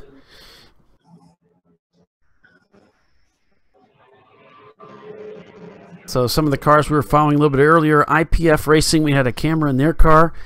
That car is down for the count right now. They're working on that car. The Nova Homeschool, we had a camera in that car as well. They're also having some engine issues, cooling system issues with that car, trying to get it resolved.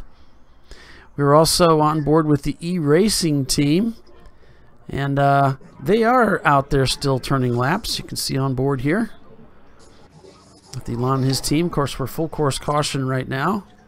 We were on board with the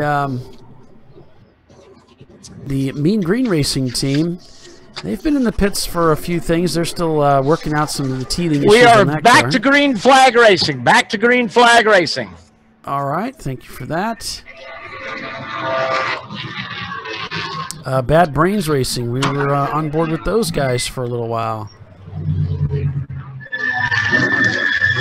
Here's a look, a peek from inside their car. It's a 93 325i, the number 210 car. That's a great image right there. That's a nice move that the Damn Sun Racing car put on another car into turn one. All right, Doc. Dove to the inside of him, made sure the other driver saw him. So good, clean racing. I haven't heard any on-track incidents. Most everything's been single car incidents, as far as I know. Certainly for the full course yellows. So right. guys are giving each other room out there. And Doc, if you have any control over the volume on your mic, if you figured that out, we could turn you down a little bit, maybe a quarter of the way down. How's that? Because you're clipping pretty hard. Still pretty hot. Yeah? Yeah. Yeah.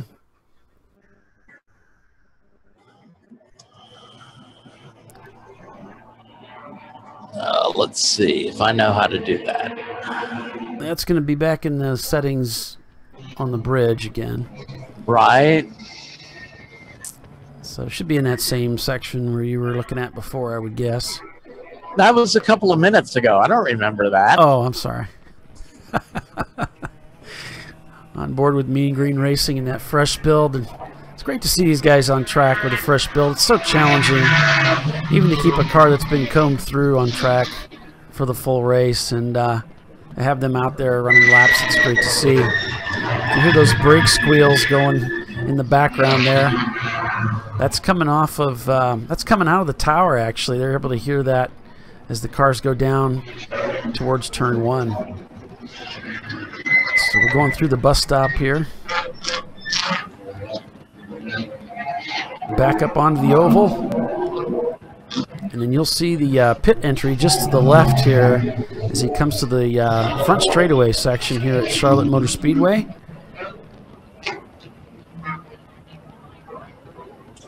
Staying tight to the inside. And he'll square up, brake hard for turn 1. Here he goes in. Nice turn into 1. Back on the power soon. Carries around to the left, and then it'll be around to the right.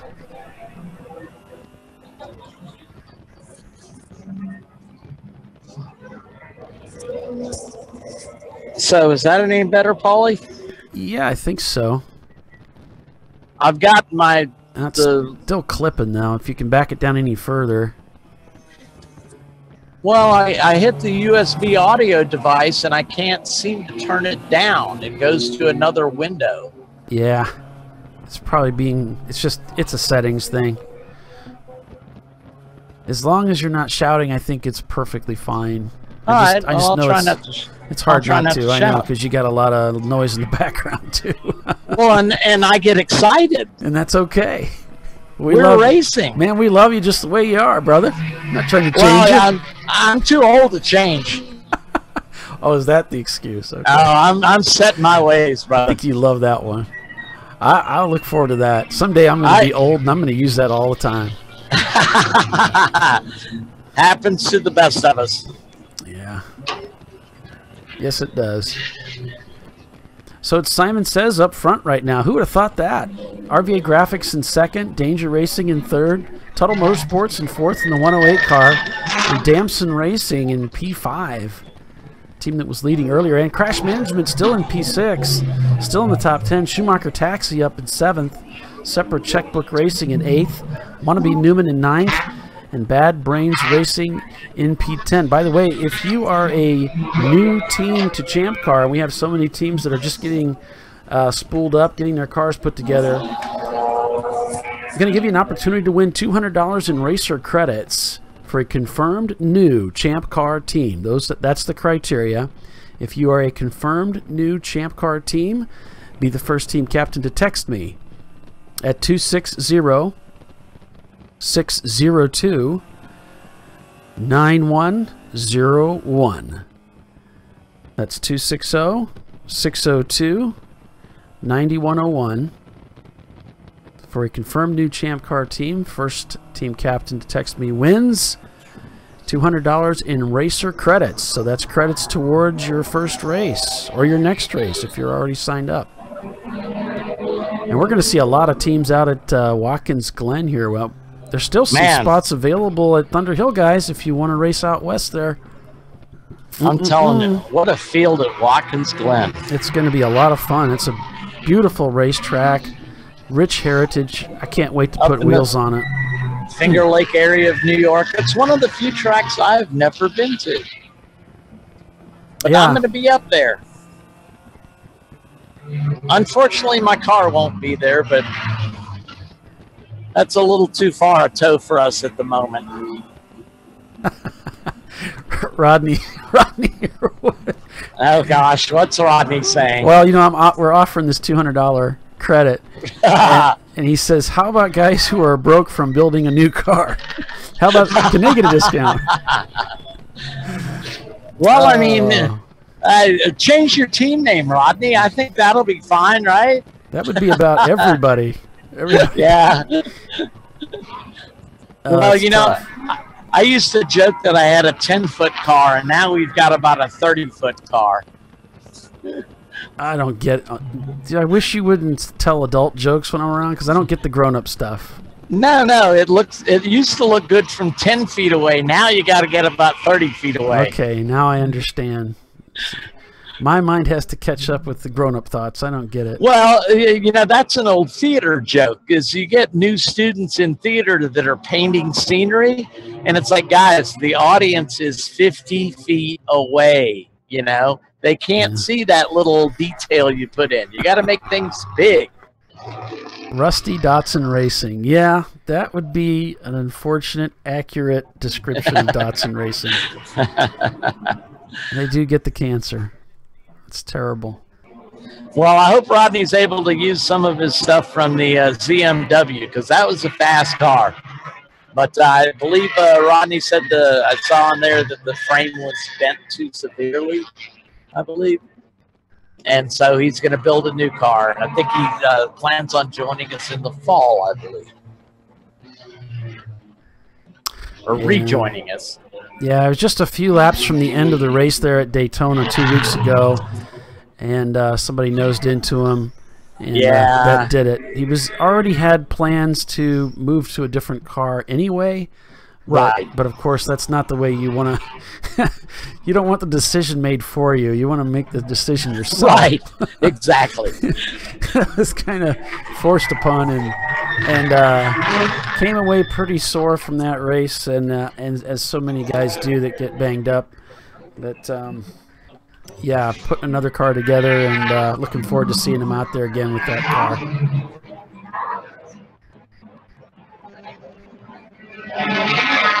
So Simon Says still leading the race here today. On board right now with Bad Brains Racing. Green Flag Racing. So we've had a couple of yellows. We had a couple of cars get into the wall. First it was Gotham City Racing, and then it was Visceral Racing Group. We've got another car apparently that was in the wall here. I don't have any information on them. What? That was the 835 was our latest caution. The 835 car? Okay. Yep. That is the Hokey Pokeys. That car is painted up in school colors.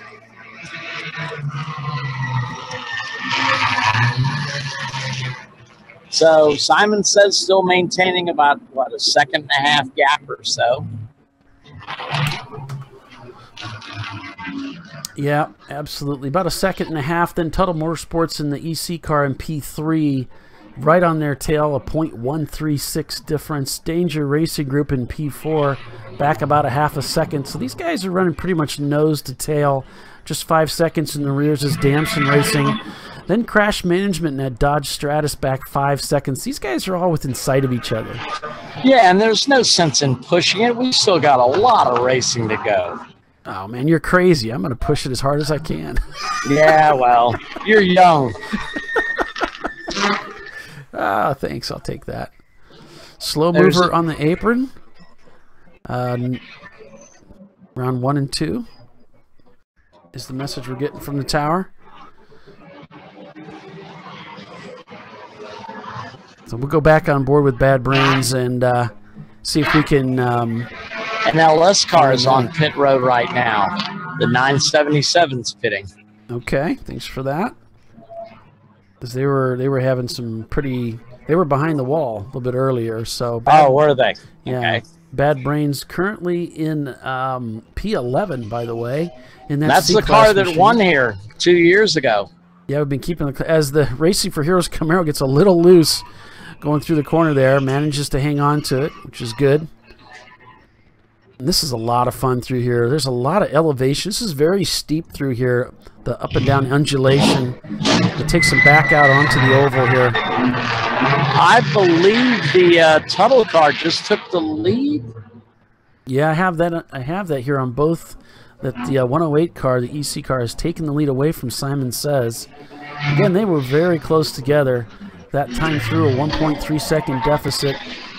to the B-class car, or to the EC car, is the Simon Says machine. And then it's Danger Racing, RVA Graphics and Wraps still in the hunt in the top 5 in P4, and Damson Racing in P5.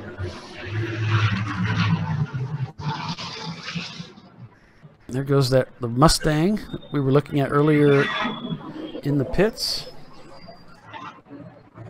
It's what was that again? Something about rust, and I think it was rusting.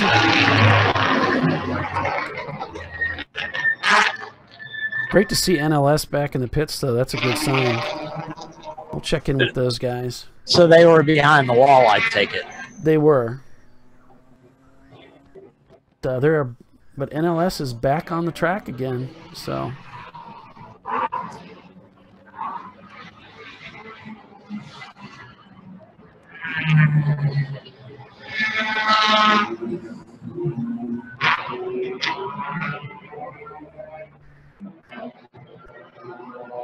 So it looks like that car that was slow in the back part of the track has made it into the pits. We can't make out the car number, so we're not sure who that was, but that's a good thing. There's 2 cars coming down the pit side by side. One of them is the that white 213 car. That's the oh, he's not on my list. Seriously, Bavarian Auto Group. Okay. Well, the good news is if they're not stranded out on the racetrack, then that means we don't have a full course caution to get them off there. So here comes the 621 back from the paddock out onto pit lane. So that is the Pirate Racing car. They've got 2 Miatas here this weekend.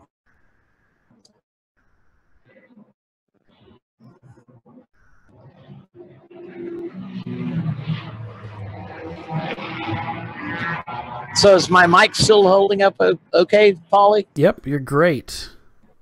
Well, I know that, but I was asking about the microphone. Oh, that. Yeah. Yeah, the microphone's doing great, too. All righty, cool. I mean, what a gorgeous day. I know we've said that several times, but Jesus, it's perfect. It's nice and cool. Cars are making a lot of horsepower. Well, we got a winner of our credit, it looks like. Our $200 credit goes to Slower Lower Racing. And Slower Lower. And their first race is going to be at the Glen. Wow.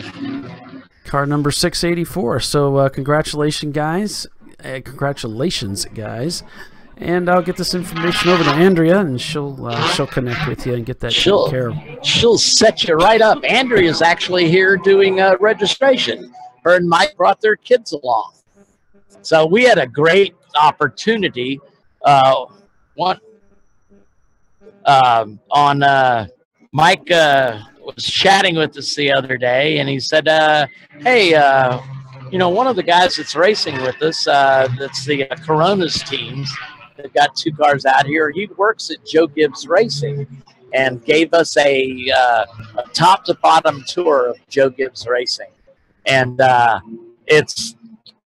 if you ever get a chance to do a tour of one of the big NASCAR teams, and Joe Gibbs Racing is certainly one of the big NASCAR teams, it was a fascinating tour, and just shows you what their operation entails, and it's fascinating. Yeah, I picked up so many ideas, for our cars that it was insane. I just, unfortunately, they wouldn't let us take pictures. Bill, of course, got us in trouble. He was all touchy-feely. Yeah, it was okay. He was caressing cars.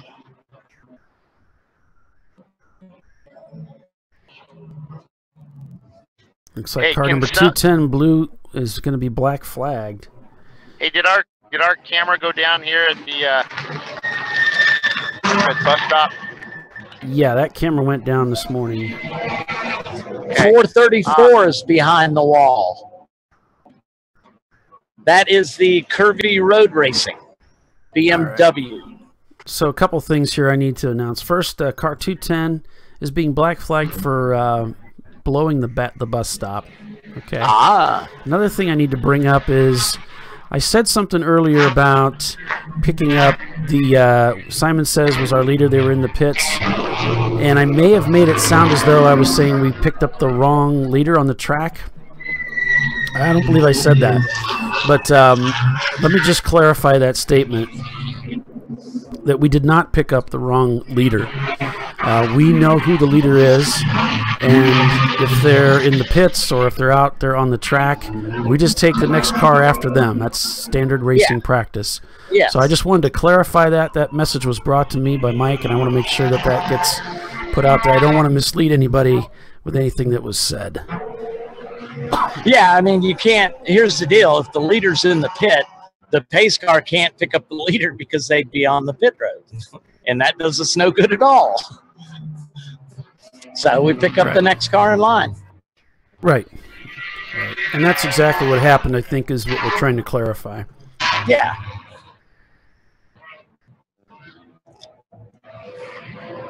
So that Bavarian Auto Group car is still in the pits. They're looking at the front left, it looks like.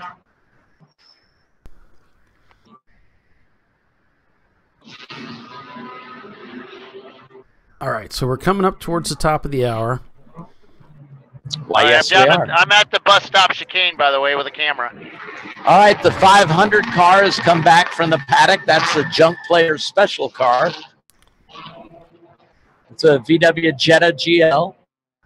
Yeah, wait till you guys get a load of this this camera view once we get it up and running here.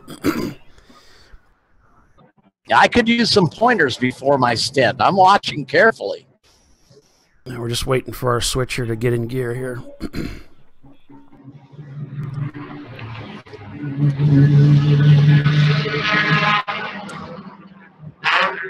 All right, so we're waiting for that camera to come up. We'll give it a minute.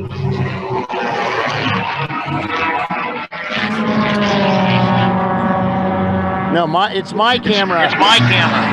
Oh, okay. I thought you were fixing the camera we had down there. I can't get out there until the yellow flag. I can't get out there until the yellow flag. They're going way too fast. They're going way too fast. All right, we got both microphones running again. Yeah, okay, I got it. Cool. So these guys, it looks like one cone actually got pulled off, so they're able to take this at pretty much full speed. Can you lift your camera a little bit, Bill? I'm sorry. Coming through here. We're looking at the gravel. Pick up your camera a little bit. They're coming through here at about really high speed. Can you face your camera up a little bit? They may be slowing down to 4th gear. Hey, Bill. I don't know if Bill can hear me or not. It's pretty loud out there. Hey, Bill. Bill. I can't hear you. Okay. All I hear is myself. You got to pick your camera up a little bit. We can't see anything but gravel. There you go. Sorry. You're good. I've got it on a pole, sorry. Yeah, I understand. All right, here's a gaggle of cars coming down here. There's about 7 cars, 9 cars. Danger Racing stuck in the middle again. The last lap, he got stuck with some slower cars and basically had to give way so they could go through. Cool. Tuttle Motorsports still up front, everybody. Danger Racing behind them.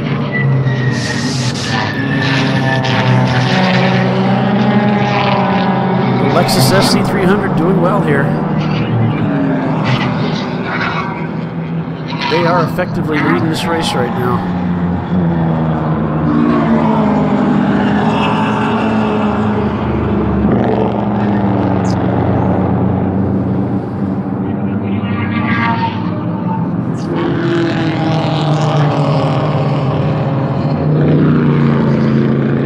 We're here in the bus stop at Charlotte Motor Speedway for a 14-hour race. It's the Racing Radio's Grand Prix. I'm Paul Veltum along with Doc Waldrop and Bill Strong, who is down on the racetrack right now on the backside of the track.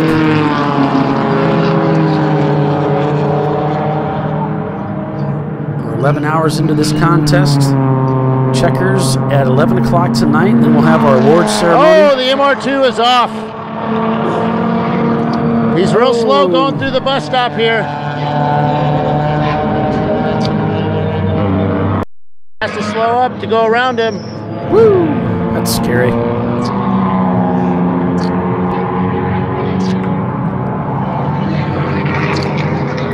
He's having trouble making it. Yeah, he's offline now, so that was pretty good. I'm not sure he's going to make it around. Looks like he's just coasting right now.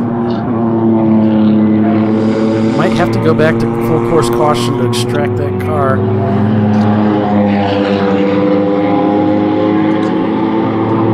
There he goes. He got it running again. I think he's still having that issue.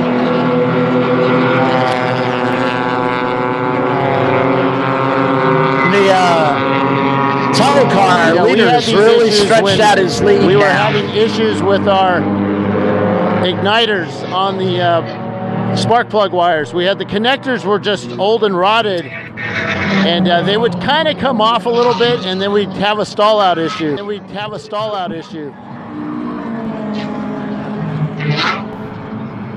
Why is there an echo? You're good. When I switch cameras, sometimes it'll carry a little bit of a delay there, but you're good. We're on board with the e-racing team while we're also down looking at the bus stop there. Someone asked if we had a camera in the 890 car. The answer is yes, we do, in fact.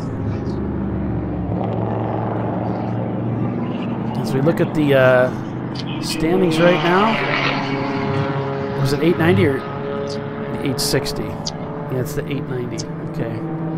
776 cars back out on track.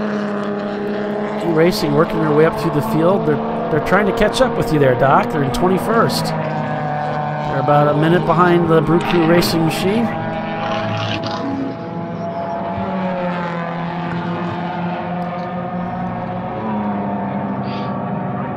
So they've been working their way up through the field. They've passed 2 cars for position.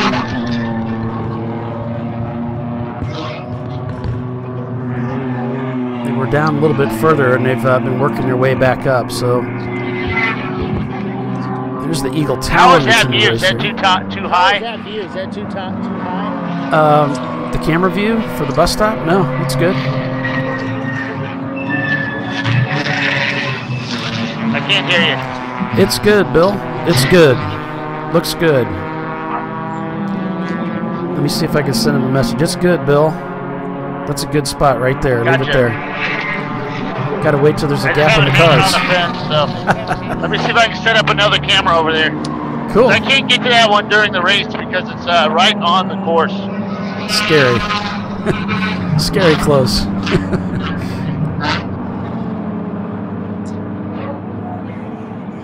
Yeah, so this is the track we're running this weekend, except between turns 4 and 5, we're taking that little bus stop up there and coming back and around. So, but yeah, it's before NASCAR 3. Oh, you're talking about the chicane on the backside, but I'm talking about the loop that's in the infield that we're also running. Oh, right. Yeah. If you're going to eavesdrop, Bill, pay attention. He can't see what's going on. Who is that guy? Some hack. Thanks, Andrea. That's great to hear. We got another new team joining us at the Glen. I'll have to look you guys up when I'm there with our team. Looking forward to it. Yeah, it'll be good seeing you again, Paulie. Well, you know what's fun is that we do these broadcasts for nearly every race. We see these cars and we get to, Bill interviews them, we get to talk to them, but I don't really get to see a lot of these guys myself. So you don't get out much, do when you? When I went to Daytona, I got to meet Elon, I got to see the car, and I got to see the Jackie Yates machines, and I got to see Philippe, and it was just great to actually get to meet these guys and talk to them a little bit. Yeah, you put a face with a name. Yeah. So that was fun, and we'll get to do that again at the Glen. Oh, Tuttle locks it up big time. Whoa! He was dove to the inside of a black car. I couldn't quite see who that was, but kind of surprised him. And that black car kind of locked it up, kept it off the wall down there in turn 1. But Tuttle's laying down some pretty fast laps. He's stretched out his lead quite a bit.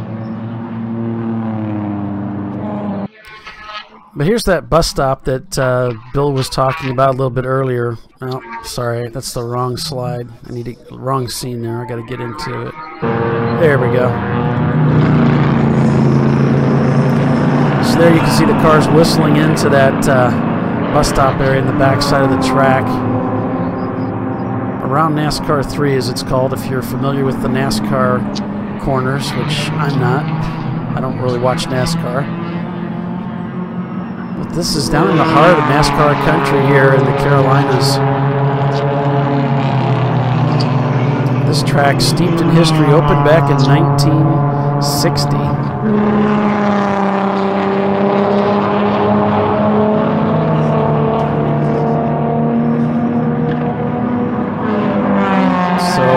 So we're at the top of the hour. We're going to take a quick commercial break, and we'll be right back, everybody. Stay with us.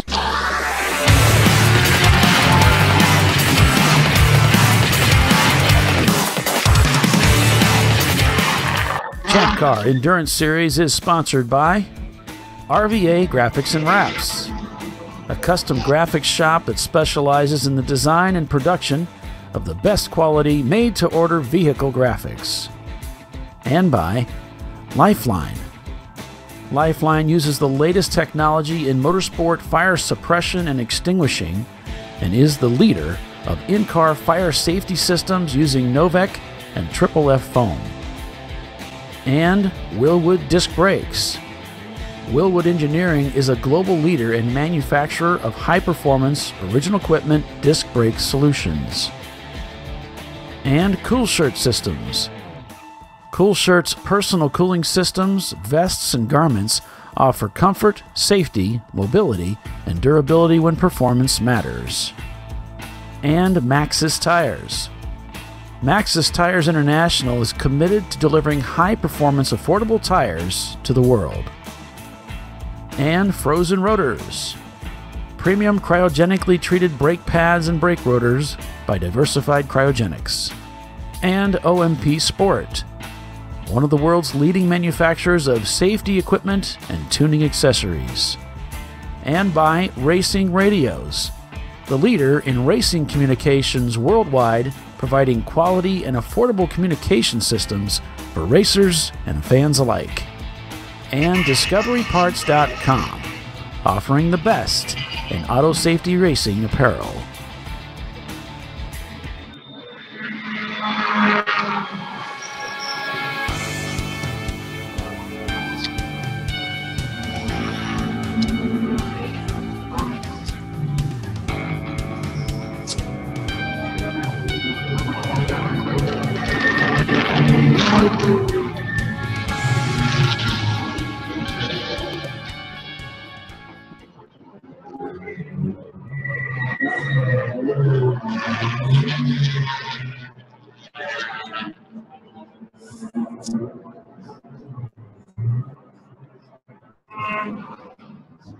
That is correct, sir.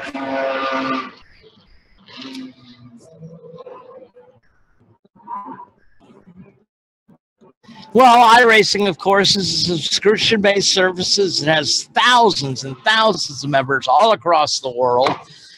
They laser scan tracks, so they're as accurate as you can get.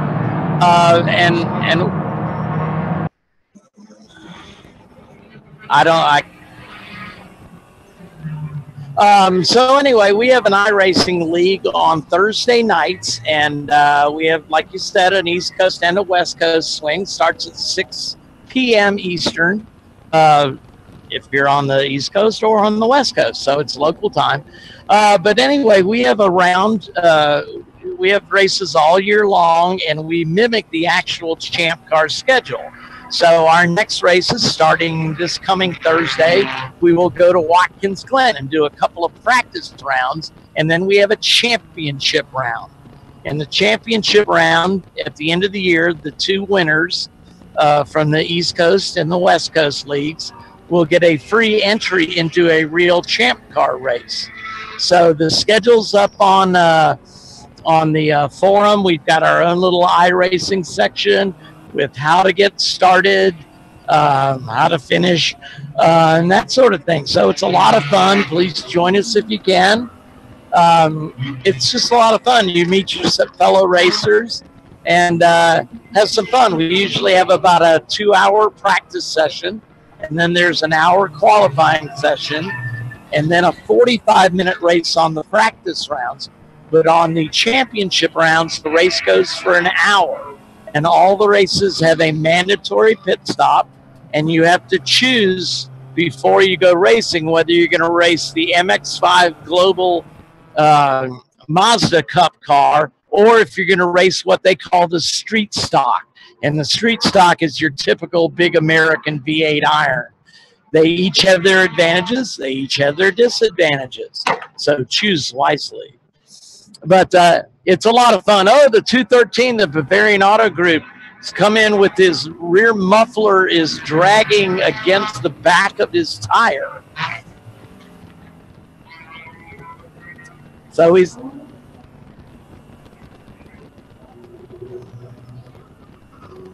Oh, I finished my train of thought, or derailed it is probably more accurate.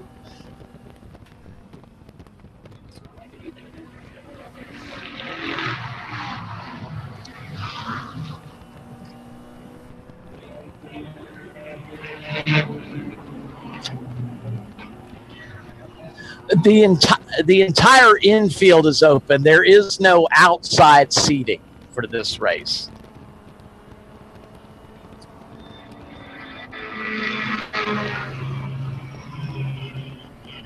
No. But, I mean, there's an excellent vantage point along that fence line that goes all the way to turn 2. In fact, there's some grandstands back there. Now, they have opened up the spotter section over right after turn NASCAR 2 and right before NASCAR 3. The grandstands are open there for folks to sit, and we do have spotters sitting up there for some of the teams to let them know how to take the corners.